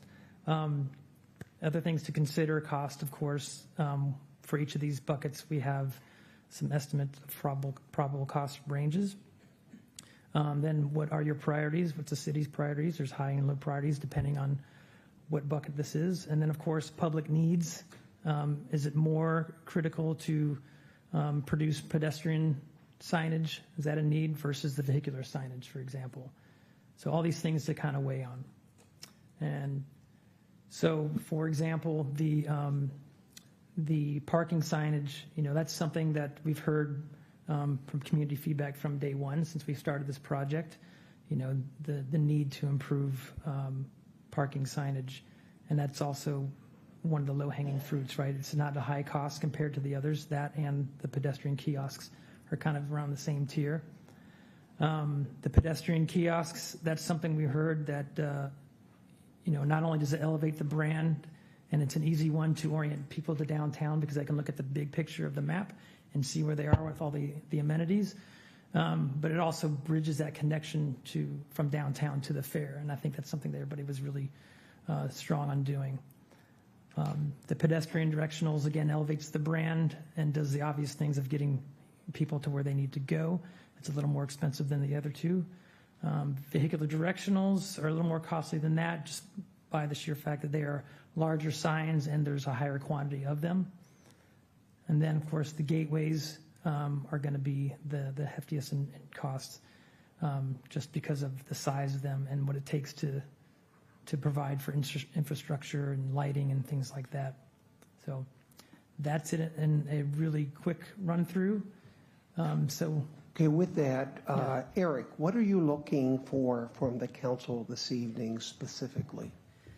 Yeah, so specifically what we're looking for is, one, a motion to approve the plan, what you have seen here tonight, and then also give us direction on how would you like us to phase this implementation. So as you can see right here, there's lots of different ways that we can implement this. We could focus on the parking signs, as Dean had mentioned. We could focus on the vehicular directionals first. We could focus on the pedestrian kiosk first, and then something else. So that's really a really important piece of feedback and direction that we're hoping to get from you all this evening is how would you like us to prioritize the fabrication and implementation stage of this? Got it. Councilmember Johnson. Thank you, Mr. Mayor. I don't know if I've been doing this too long or what, but I'm kind of thinking that this could go a little different direction based off of, we don't want to leave anybody out in terms of some of the directional sign, pedestrian directionals. But I do think that if I'm looking at these various options, phasing options, there's one that brings significant identity to our downtown core in a very high level. If we're talking about doing this Cornforth Campbell and the AOB lot, these other units, we need to show tremendous anchor and not just some pedestrian signs. I mean, I think it's great. Those may be practical and feel good, but it doesn't have that kind of anchor of new development. I really think that we should start off with the gateway right off the bat. Just go right to the gateway. I was talking to city manager and thinking, people can say, well, we don't have the money for that. LTAC money can pay for that. That is funds that would be used to bring people into our town as part of hospitality. And you had I love the idea of the scale, the large one down at the base of the fair, and you got the north, but that does bring that corridor right down that tunnel. And I've seen these at various cities, and they are marvelous at night. When you drive through, that's this cool archway. It's super significant. And so I would really hope that we just, if we were really developing this economic growth in our downtown, that we don't shrink back, especially since LTAC money could be utilized without being any burden on the taxpayer, without any burden on our general budget. And we have probably, Barbara, do we have money in LTAC if we want to take this on? 1.5, yeah. Yeah, about 1.5 million. Yeah, so we're right in there. We could actually get started on this, and then LTAC would come around by the time this thing is even getting ready to roll. There'll be more money coming to LTAC. We could hit this thing on very hard. So that would be my proposal. And the other thing, too, is my second choice after that's done, and we might even be able to do both because the second choice really isn't that much more significant. We could probably tag it onto the LTAC, would be the parking signage. To me, that's number 2. People, when you're driving, you want to see those big P circles that say free public parking. That's what you want to see when you're coming down Meridian. So I think that would be the secondary. I do think that the cost of whatever it is, $120,000 or something, is not that much in the scope of thing if we have the funding for the gateway. So I would say we knock 2 of those off at our first go around, and then we look at some of the other ones as sources come in. In terms of, and I'm not recommending that we get into this, but I do like the idea of the kiosk in our downtown core, and I love the idea of putting event panels in there. So if we have some event coming up, that people can see that when they're in the downtown going. Would it be appropriate, Mayor, I'd like to make a motion that we give some, well, first of all, I'll make a motion that we approve the plan they've given us. Is that what you're looking for? Yes. Okay, Eric. So I'd like to make that motion. And then as a secondary motion, if it's possible, would it be appropriate to suggest a secondary motion after that passes or fails, Mr. Mayor? Actually, what I would ask you to do is, you did it just correctly. What I would like each member to do is give a ranking. It's very clear that Councilmember Johnson, number 1 priority is the gateway. Yeah. Number 2 is parking. As to the other ones, and then what I'd like to do is just get these recommendations, go down the line, which would not really require a motion. What would require a motion, though, is to accept the plan as presented. In other words, with these components. So that is an Well, appropriate so that's my motion. motion at the table, is to approve this plan as proposed, and then we'll work out the phasing options secondarily at some point after discussion. But I'm strongly recommending that we do the gateway with the LTAC funding to pay for that, as well as probably the parking signage. There's probably enough funds to do both, especially since it's going to take probably several years to build that, and we'll have some more LTAC funds coming at that point, right? Okay, excellent. Is there a second on his motion? And his motion is not the order of priorities. The motion is to accept this plan, the components thereof. Okay, I think we still have a question. There's not a second yet. I will second it, by the way. And I can do that. So there is that motion before us, but we have a long ways to go before we pass that. Councilmember Adler. Thank you. I just have a question. I'm not prepared to rank quite yet at the first pass. So pedestrian directionals, sorry, I also made a rookie mistake this evening and left my glasses on my kitchen counter. And I could put these on because they are prescription, but that would be very strange. The pedestrian directionals. So is the scale of these similar or larger to what we have now, particularly the one at Meridian and Pioneer on the east side? They are similar as far as the height. We are restricted to a 7-foot height. We can't have it any lower than that. We have 1-inch text, which I believe is similar to what you have now, but I think the difference is that we're meeting the contrast requirements. You know, the field behind the text is a dark blue with white text, so it's more legible. They're also located in places specific to for pedestrians, whereas the signs that are currently out there are kind of serving pedestrians and vehiculars, and so we don't want to confuse pedestrian signage for vehicular drivers. So, yeah. Thank you. Does that answer your question? Yes, thank you.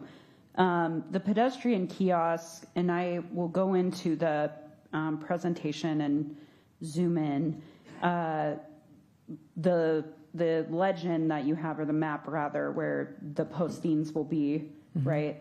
But if you'll indulge me and just hopefully you can answer. I'm curious if the pedestrian kiosks if these may be able to be placed over at the 9th Avenue Festival Street, right? So I'm thinking of... We have locations there. Okay, great. Thank you. Okay, Councilmember Adler, I will gladly circle back and ask members about their priorities. There's no pressure to do that. But if you want to give that further thought, feel free. Councilmember Dorr.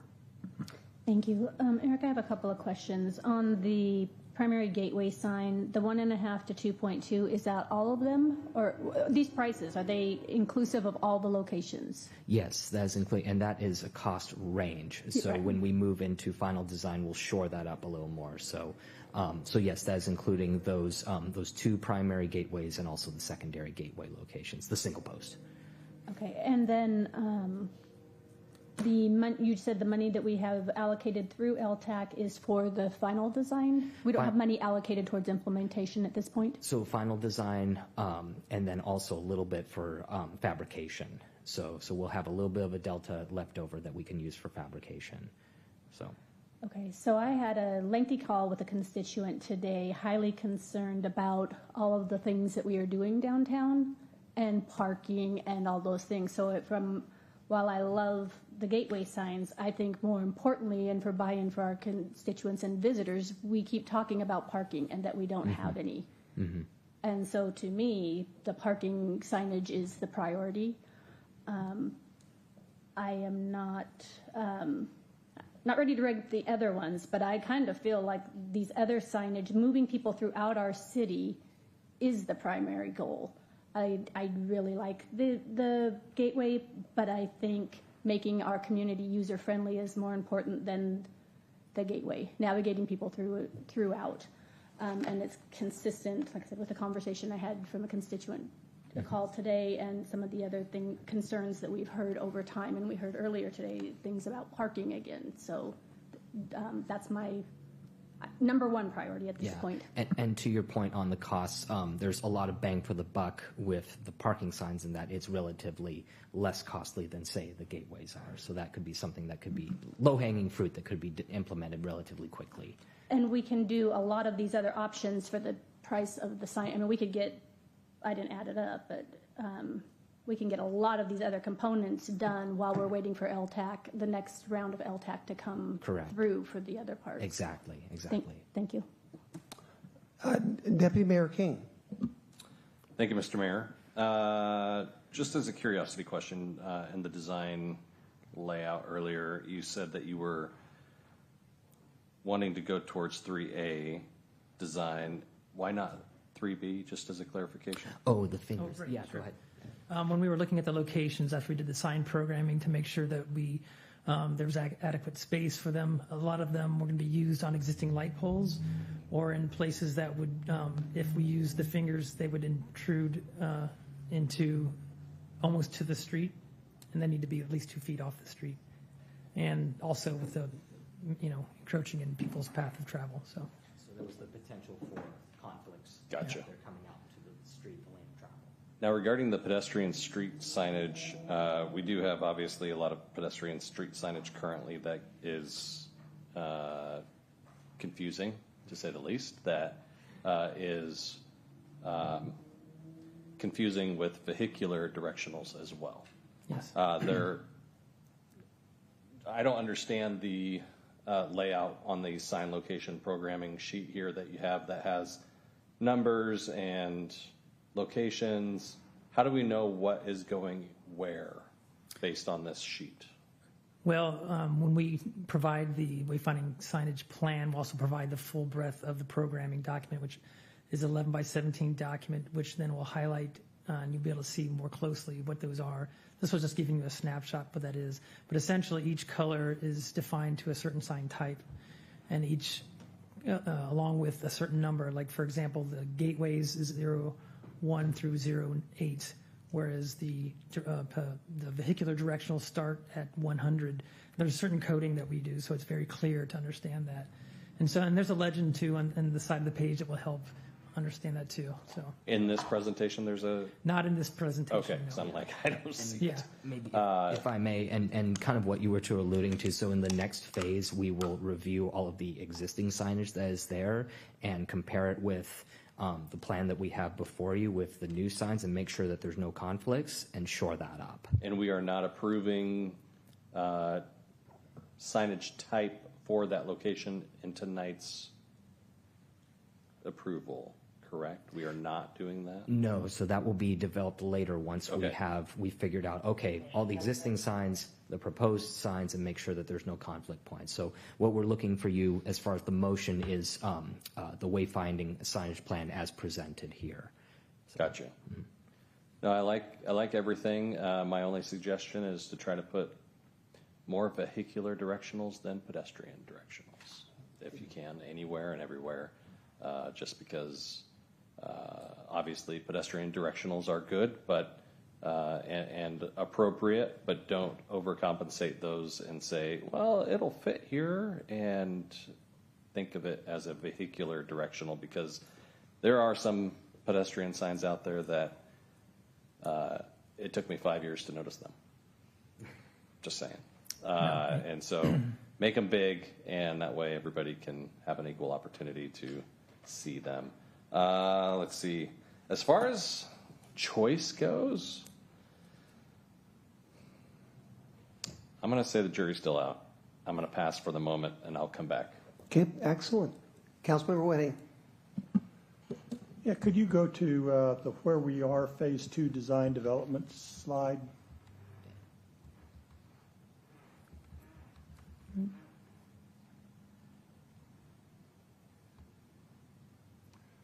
Okay. Any chance you could blow that picture up a little bit? No. Okay, I was suspicious I might be asking too much there.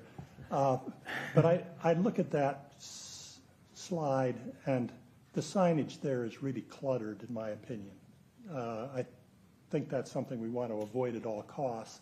So we've got our Puyallup is in season banners. We've got the Lahar sign. We've got the State Fair sign. We've got a little bit of signage there. And, you know, I would want us to go for a clear, clean, uncluttered look to the signage. And I think the design you've come up with are good for that. But I'm concerned with putting them into this mess that we've already got. As are we. So I think that we actually put this picture in there just for that purpose, because we're just highlighting the sign clutter that is, you know, in various parts around downtown. And so that's what we were talking about doing for the next phase. We have our general locations for the signs, and so the next phase would be to audit all this sign clutter that's happening, walk through each sign location with Public Works, decide, okay, what sign can we replace, what sign can we move, and so just to kind of, yes, simplify this and avoid the sign clutter. So that is definitely one of the goals for the next phase, to do that. Great, I'm glad to hear that. So moving back to the back of the presentation where we pick our choices, you know, we had a big discussion a couple of years ago about our signage, entrance signage in entering downtown, and it was a long and detailed discussion, and we did nothing, and I'm kind of an advocate of nothing in terms of the gateway signage. You know, these are expensive propositions. I'd love to have them, but I think that we've got some higher priorities. So I agree that the parking signage is really important.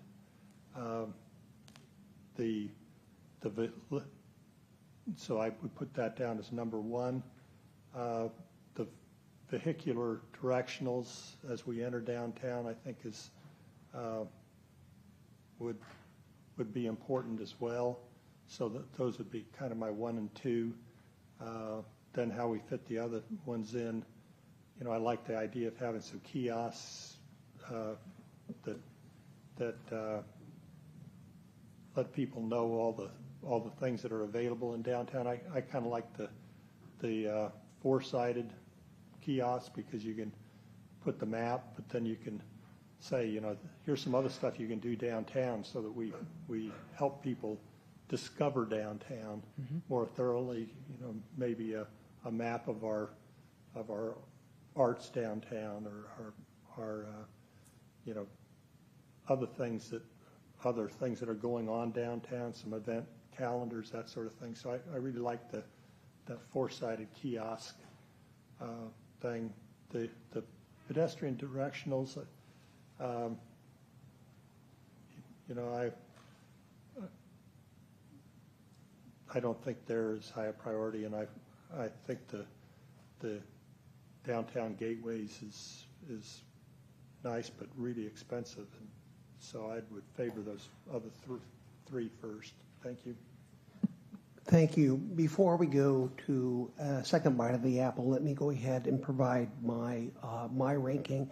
First, let me state I appreciate Councilmember Whitting. You talk about the number of signs that there currently are, and that we're adding to that. There's this old model of regulatory reform that was used in Olympia for years, and it's being used now in the federal government. And that, it goes basically as follows. For every new regulation, you must eliminate 3, 4, 5.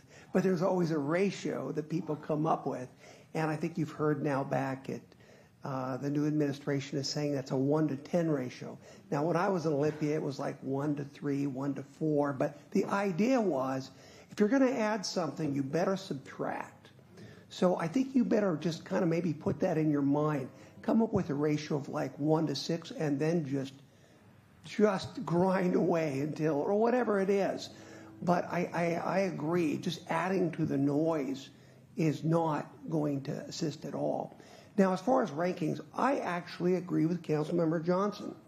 I think that I'm looking for value here, and I think marking our downtown area with a big gateway is a very dramatic project that will really give a great presence to the downtown and may even have the quality, the capability of bringing more people there by creating, I think, just a very good atmosphere.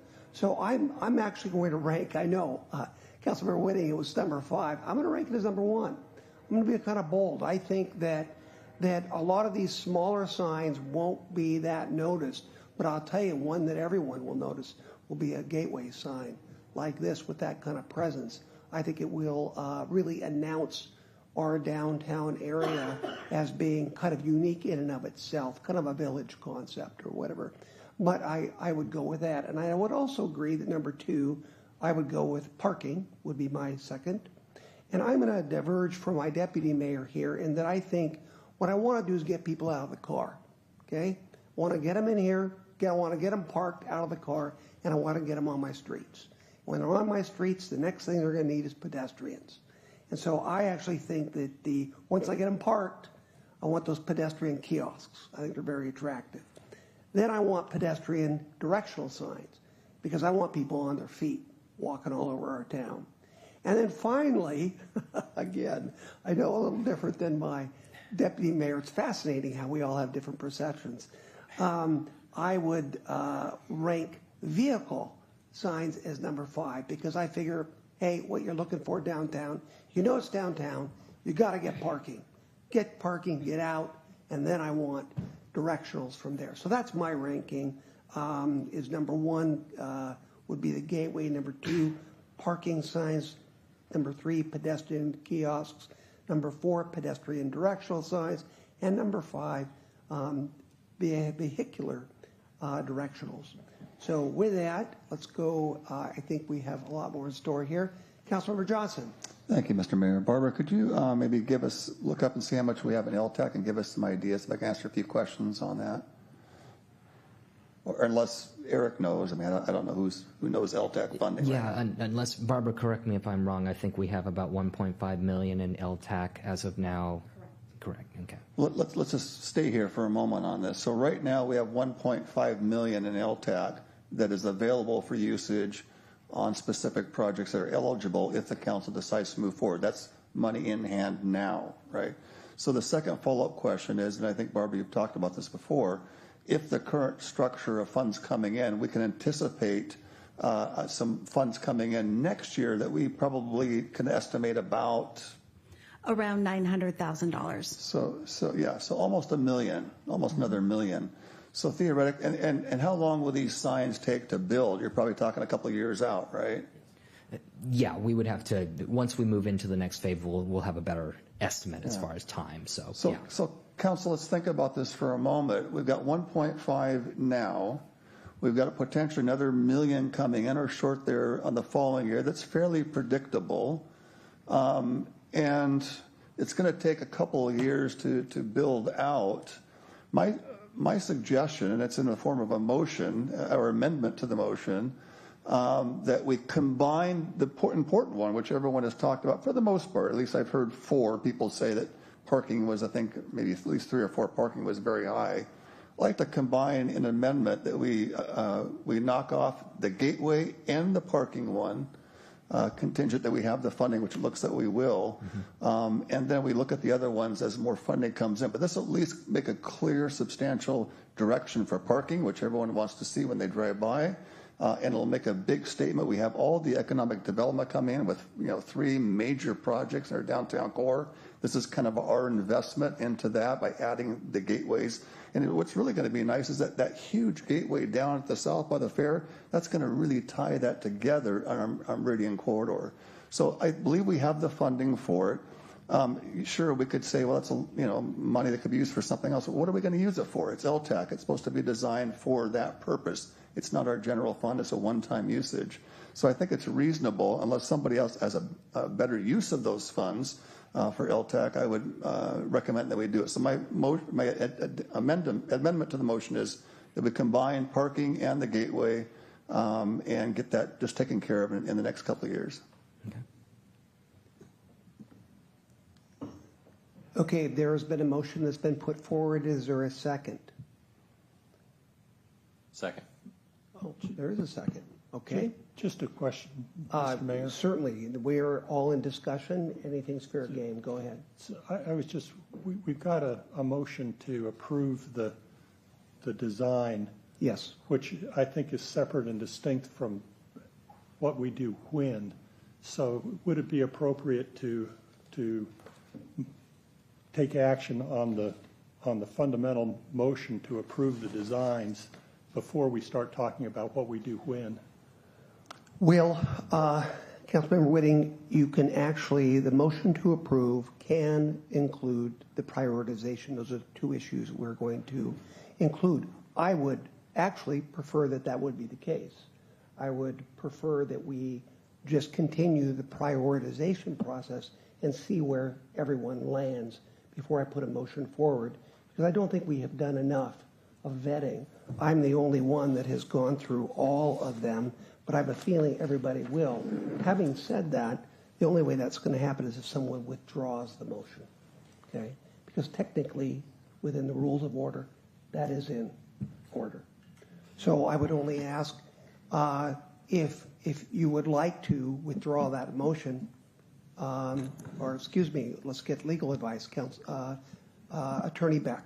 I was just going to suggest that you could do a motion to separate the question if you would like. And is that a preferential motion? In other words, can someone just make that and have it so, or do we vote on that? No, you have to vote on it, but I don't believe there's any discussion. It's one of those that's supposed to be technical and quick.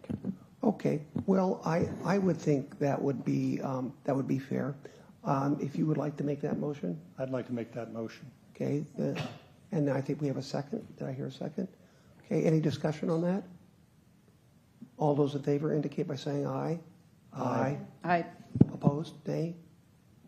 Okay, that passes. Now we're going to separate the issues, so which I think is fine. And now, having said that, would we like to dispose of the first motion? Okay, let's do that. And then, Councilmember Johnson, we're going to go to your motion. Okay. Okay. So, okay, it will work out. I guarantee you. Okay, with that, if there's no further discussion on the overall acceptance of the components of this, we'll move to a vote. All those in favor indicate by saying aye.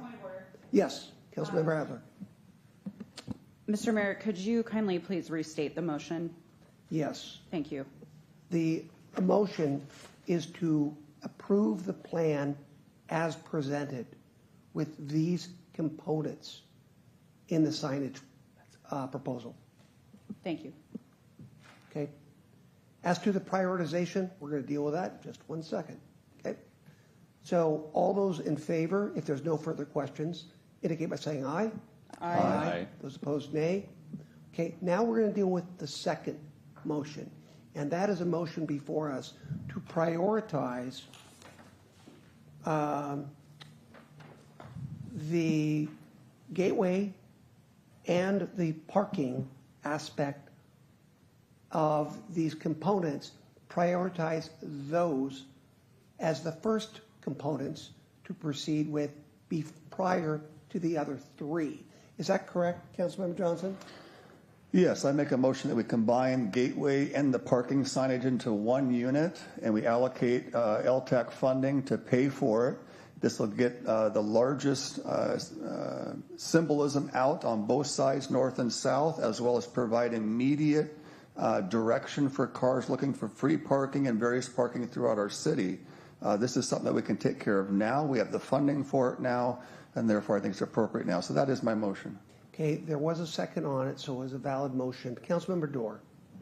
Thank you. So the gateway sign starts at 1.5 to 2.2, the gateway signage. So that exceeds the fund balance that we currently have in LTAC. So I don't agree with that particular statement. We can accomplish all the other items for the fund balance. So if you add them all up, we have 1.46 million for items the first four. And I have supported this downtown economic development plan, all of these things wholeheartedly every step of the way. But I can tell you the feedback from my constituents is this is exclusionary of District 3. I would like to build goodwill and build some community awareness around these things, because all the focus of this council has been downtown for so long. We have not done anything on South Hill. I think showing them where to park, showing them how to find what they want to find, and it's our residents first, the taxpayers. They make sure that they know where there is that free parking. We hear that, we've been hearing that for so long, that we don't have parking. And when we did the Sound Transit parking garage, that was one of my conditions for voting to vacate, I believe it was 2nd Street, was to allocate, that they had to allocate that parking to our residents on off times. So this says downtown Puyallup is the city. It's everything. And forget District 3. So to me, if we do the other 4, people start to see what's going on, build up some awareness, build up some goodwill, let them ask questions. But we turn around and we take our entire fund balance to put up something that earmarks this downtown core. So I'm not supportive of that motion. My priority would be exactly as Councilmember Whitting's, parking signage, then the vehicular directional pedestrian kiosk, pedestrian directionals, and then the gateway signage. Thank you. Mr. Mayo, could I have a follow-up question? Councilmember Dorr, I'm kind of confused, so maybe she can clarify. You mentioned twice that the gateway doesn't do anything for District 3, but maybe staff could help. Are any of these going to go up in District 3? So that if we modify using her reasoning, does this help with District 3 by putting more parking signs downtown here? So the current scope is just for downtown, the Right. CBD core area. We have discussed in future phases about potentially expanding that net out Sure. into other districts of the city, such as along River Road and up in South Hill. But for now, the current scope is just downtown. Right. So I'm just trying to figure out the rationale of District 3. I'd be using it as an analogy to to try and say the other options are better. So I find it very uncomfortable with that rationale. Okay, with that, if you want to queue back up, feel free to do so. Deputy Mayor King, I want to take these in order. Deputy Mayor King. Thank you, Mr. Mayor. Just hearing tonight's discussion about priority, one of the options that I was a huge advocate for when I was elected onto the city council was parking signage and the vehicular directionals and the rest of the signage that goes along with it. And so from a strategic standpoint and from a budgetary standpoint with where we are at, I am going to agree with Councilmember Johnson and Mayor Castema in their picks for Gateway being the number 1 pick, and strictly from a financial and strategic standpoint of getting the big one out of the way. Parking signage would be my number 2, and the others would be able to follow suit and would be much easier to bite off down the road. I have a feeling that if we don't just take the bull by the horns and get the Gateway 1 done first, we will not have those funds readily available down the road as easily as it is today. And so my preference from a strategic and financial fiscal standpoint would be Gateway, parking, and then vehicular, pedestrian, directionals, and then pedestrian kiosk. Thank you. Okay, thank you. Councilmember Whitting. I have some questions for you, Director Lopez.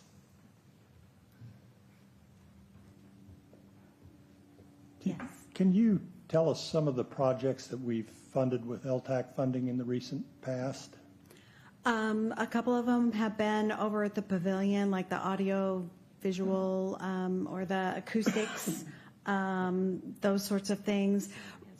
Sound enhancements. Another one just recently was there was money to go towards the 9th Street Festival Street. I'm trying to remember some of the tourism branding. Gosh, there was a whole bunch on that list. Rec Center, yes, in the past. So there have been quite a few different things. Meeker Festival Street has come up as well. So you know, we're talking about spending all of our LTAC funds for the next couple of years on this WAIF signage project. And, you know, I'm a financial officer by trade, and I usually like to keep some money in the bank to in anticipation of acoustic projects or soccer fields or tourism branding or whatever. So I'm uncomfortable just committing ourselves for a 2-year time period because we happen to have some money and can see the revenue coming in the future, but we can't necessarily see the other projects that are coming in the future. So I'm much more conservative and take the opposite approach of saying, hey, let's spend all of our money now so that we can spend more in the future when it comes in. So I again feel like the parking signage is our top priority here to help people get there. And I appreciate the mayor's remarks about those pedestrian kiosks. Let's get them, step one, get them to parking, then get the pedestrian kiosks located around town to help them figure out where they're going, and then some pedestrian directionals. So I've changed my ordering based on our discussions here this evening, and I'd like to push the vehicular directionals and the gateway project out, the gateway project indefinitely, and the vehicular directionals may be the same, but really focus on those first three and get them done. Thank you. Councilmember Adler. Thank you. So I appreciate and understand the statement that the gateways will have in our downtown, and I think the gateways are beautiful and certainly are a statement, and I agree with much of what Councilmember Johnson has said and what the mayor has said and what the deputy mayor has said. But I do have financial concerns related to what Councilmember Whitting just shared. It does make me a little uneasy that we would essentially be exhausting the LTAC. Despite it being self-sufficient, if you will. And having said that, though, I actually, in my perfect world and with my magic wand, of course, the gateways, though, would be number one because, like I said, I agree with much of what my colleagues have said related to its statement and the way that the gateways will change the downtown, the feel of downtown when folks are entering and leaving. Having said that, the parking, I have a lot of thoughts about parking all the time. And this is what I will say about the parking. Of course, I am in support of this. The signage for parking and helping folks identify parking and moving about downtown more easily, and particularly in and out of parking lots and stalls. I just want to make sure that these signs also correlate and are consistent with all the other parking regulation signs in our downtown. And I have some concerns about having the parking be number 2 priority when we are undoubtedly going to see some changes in parking availability downtown in the near future, right? So, we're talking about allocation of funds, and I just want to be sure that at whatever time production happens and those decisions are made, we're really being thoughtful on what we're ordering up front and putting together up front vis-a-vis development downtown. I actually feel very strongly about the pedestrian kiosks because I think that it's the most information we can share, and I think is the greatest resource that we can put downtown related to the options that we have before us, if that makes sense. And I think that that's new, right? Like, we don't really have these kiosks, and that is a new feature. Correct. And so, particularly if they're along the festival streets, I do think that that's very wise, and I like where those are going to be planted. The directionals I would probably say that's actually low priority for me. I would prefer that we put all of our allocations, if you will, what we can, or however it would be split up, to the kiosks versus the directionals, because in my opinion, the kiosks, you can also give directionals from the kiosk, right? It's a different type of directional, but again, I think it's more comprehensive. The kiosks they provide that comprehensive information. Right. So I would just cut the directionals out for now. The pedestrian, directionals. Vehicular, I think I'm indifferent. But, the gateway and that top priority, again, I also feel a bit split and feel like I'm riding the fence, which I don't much like to do. But I am concerned just about the exhaustion of funds. So I think for me, you can glean whatever you want from my comments. But otherwise, I do feel very strongly about the parking signage and the pedestrian kiosks. Thank you. Councilmember Johnson. Thank you, Mr. Mayor.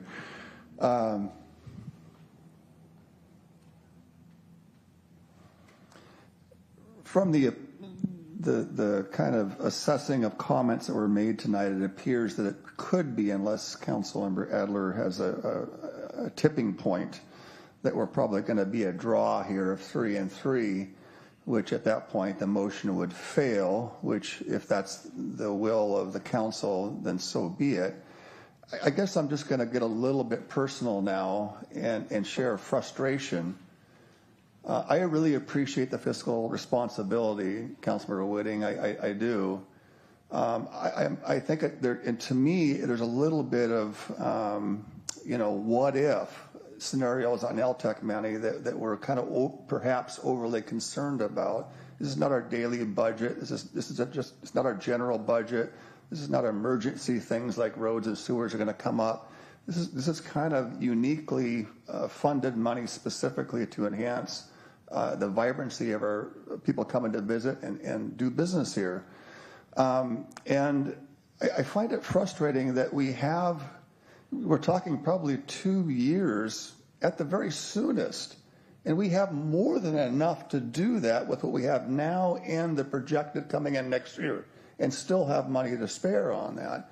And keep in mind, in case we've forgotten, that LTAC money likely is going to increase. Why? Because we have probably 100 and some room hotel that's going at the South Hill Mall that's going to be brand new LTAC money to add to the hotels that we already have going on. So that's going to compound with a brand new facility going in that we can anticipate those funds increasing short of a catastrophic, depression. So I guess I feel like we're being wonderfully conservative, but awfully timid when it comes to specialized money to really enhance our town, to be able to knock off 2 big bites of the apple, get the Gateway project on both ends. It's going to look beautiful. It's going to add the charm with all the energy we put in with the AOB lot, which I wasn't a fan of because they were rentals, but I went along with that. And the Corn Fork Canal, which I wasn't a fan on, but I went along with it because it's good for our core. But yet, when it comes to LTAC money for our part, we kind of hold back because we feel like we don't have the money. We do have the money on it. So to me, it would be a statement to not do this, to combine those two, to really, in a sense, not like we have skin in the game, to really make this thing happen. So my hope is that this does not fail tonight, but we can get this across the board. There is money to pay for both of them. It's not going to cost our taxpayers. This money's been allocated specifically for this. If this came out of the general fund, man, slap my hand and say you're being, frivolous. That's not the case here.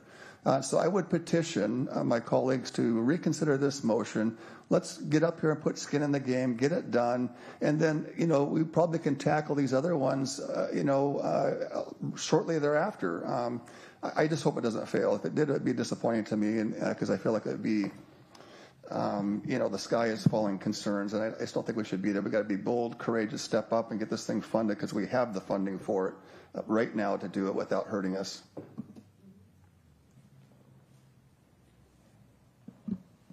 Councilmember Whitting. I just wanted to, on the parking signage, we've got the resource that Councilmember Dorr made sure that we got in terms of the off-hours use of the sounder station, and I just, that's a really important asset for weekends, meeker days and those sorts of things. So I think in our parking signage strategy, we need to recognize that resource and figure out a way to direct people to that at appropriate times. Thank you. And that is included in with the draft plan, signage that would be pointing people directly to those surface lots. But it's got to be carefully crafted because you don't want to direct them there during the workday. Exactly. Yeah. Good. I appreciate the good hard work you guys are doing. This is not an easy project. Thank you.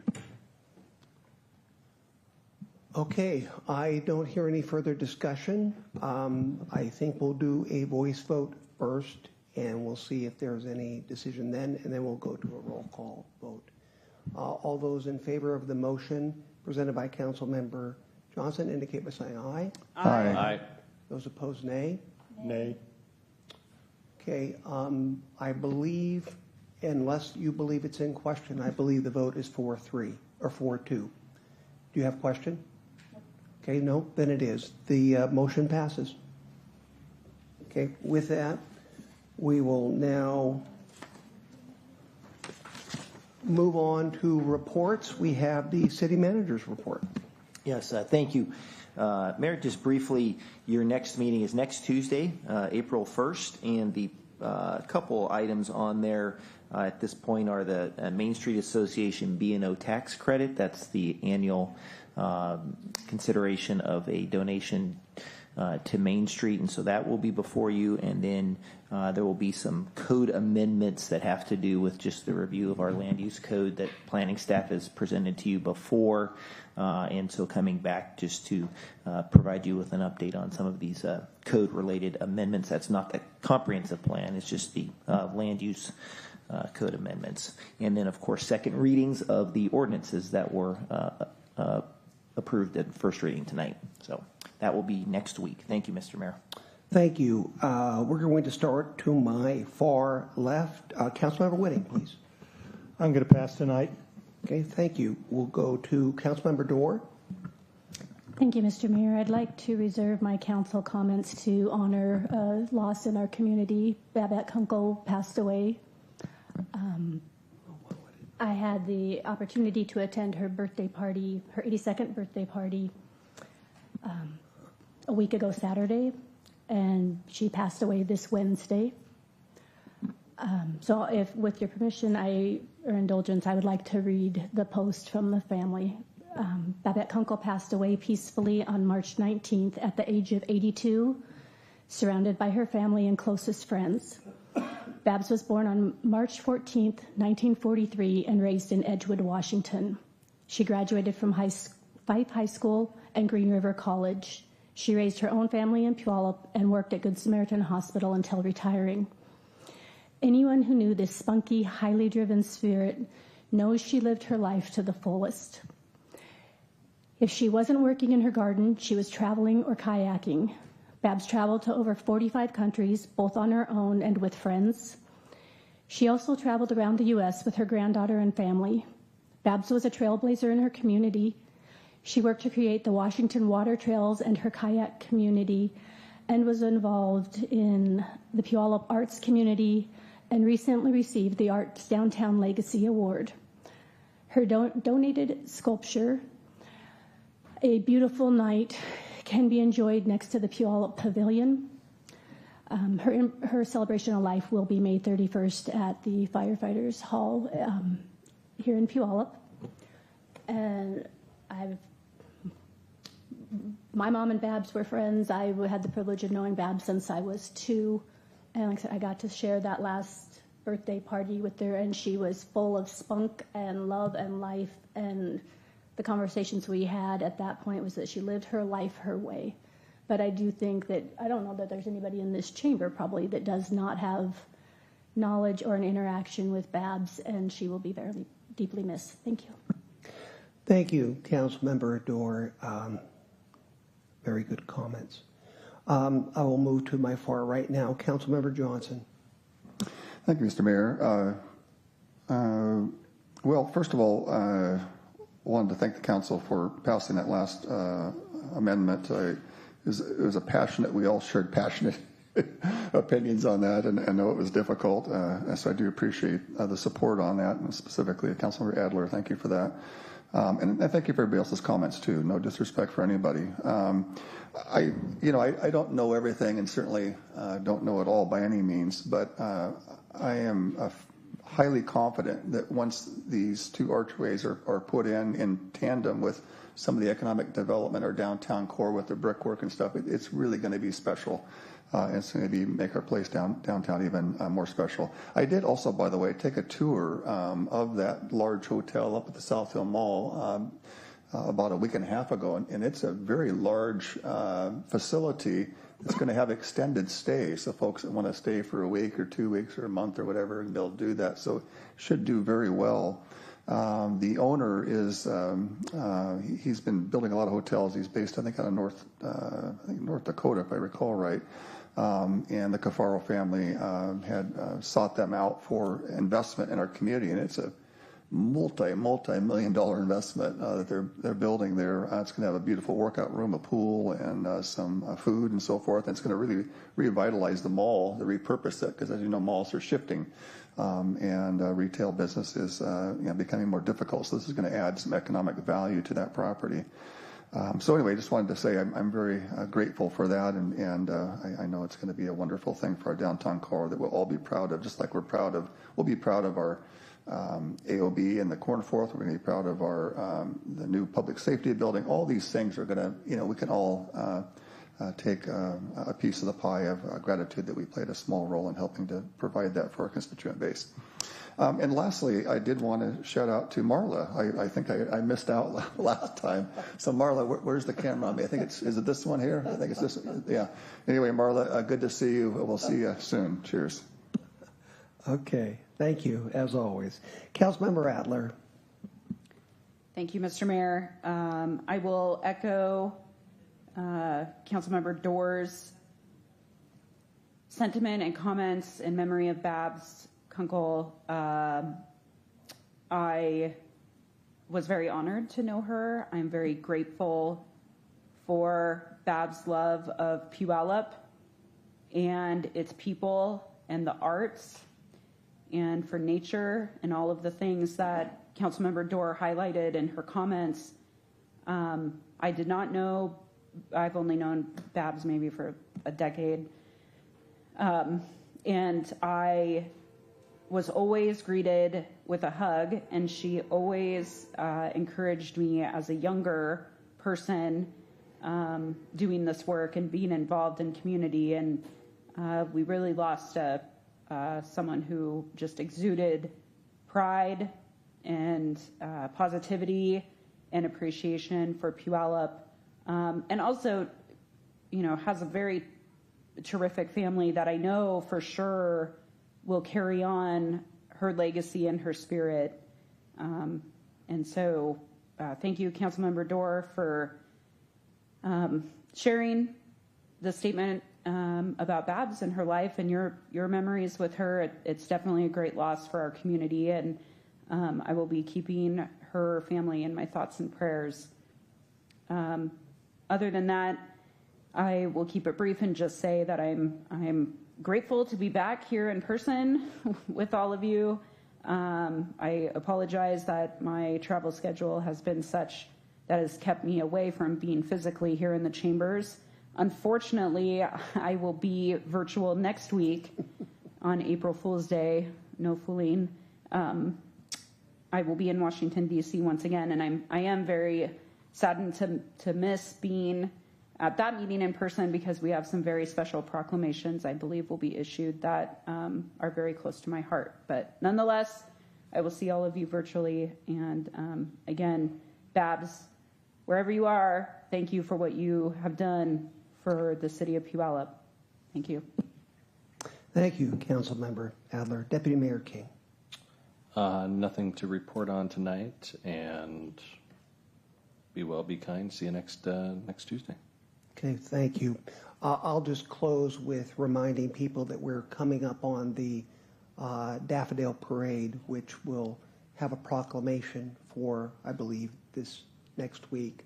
And we'll go ahead and honor that parade that has been going on now, I think, since the late 1920s.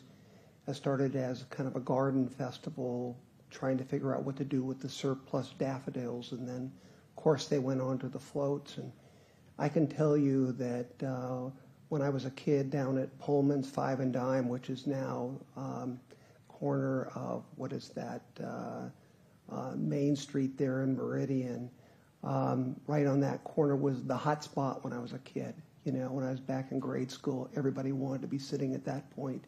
It was, and if you were very lucky, you could have a daffodil princess or maybe the queen wave at you. It was just kind of one of those wonderful things. So these are all the kinds of memories that will occur, and then we're all going to be a part of that as leaders of the community. So I just encourage people to come out. It's kind of springtime. It's where we're all kind of opening up to the world after a harsh winter, a rainy, etc. Let's hope it doesn't rain. But other than that, I don't have comments. I thank you all for your discussion. It was I enjoy listening to all of these comments, as I do believe the community does too. And with that, I will see you all in a week, and we are adjourned.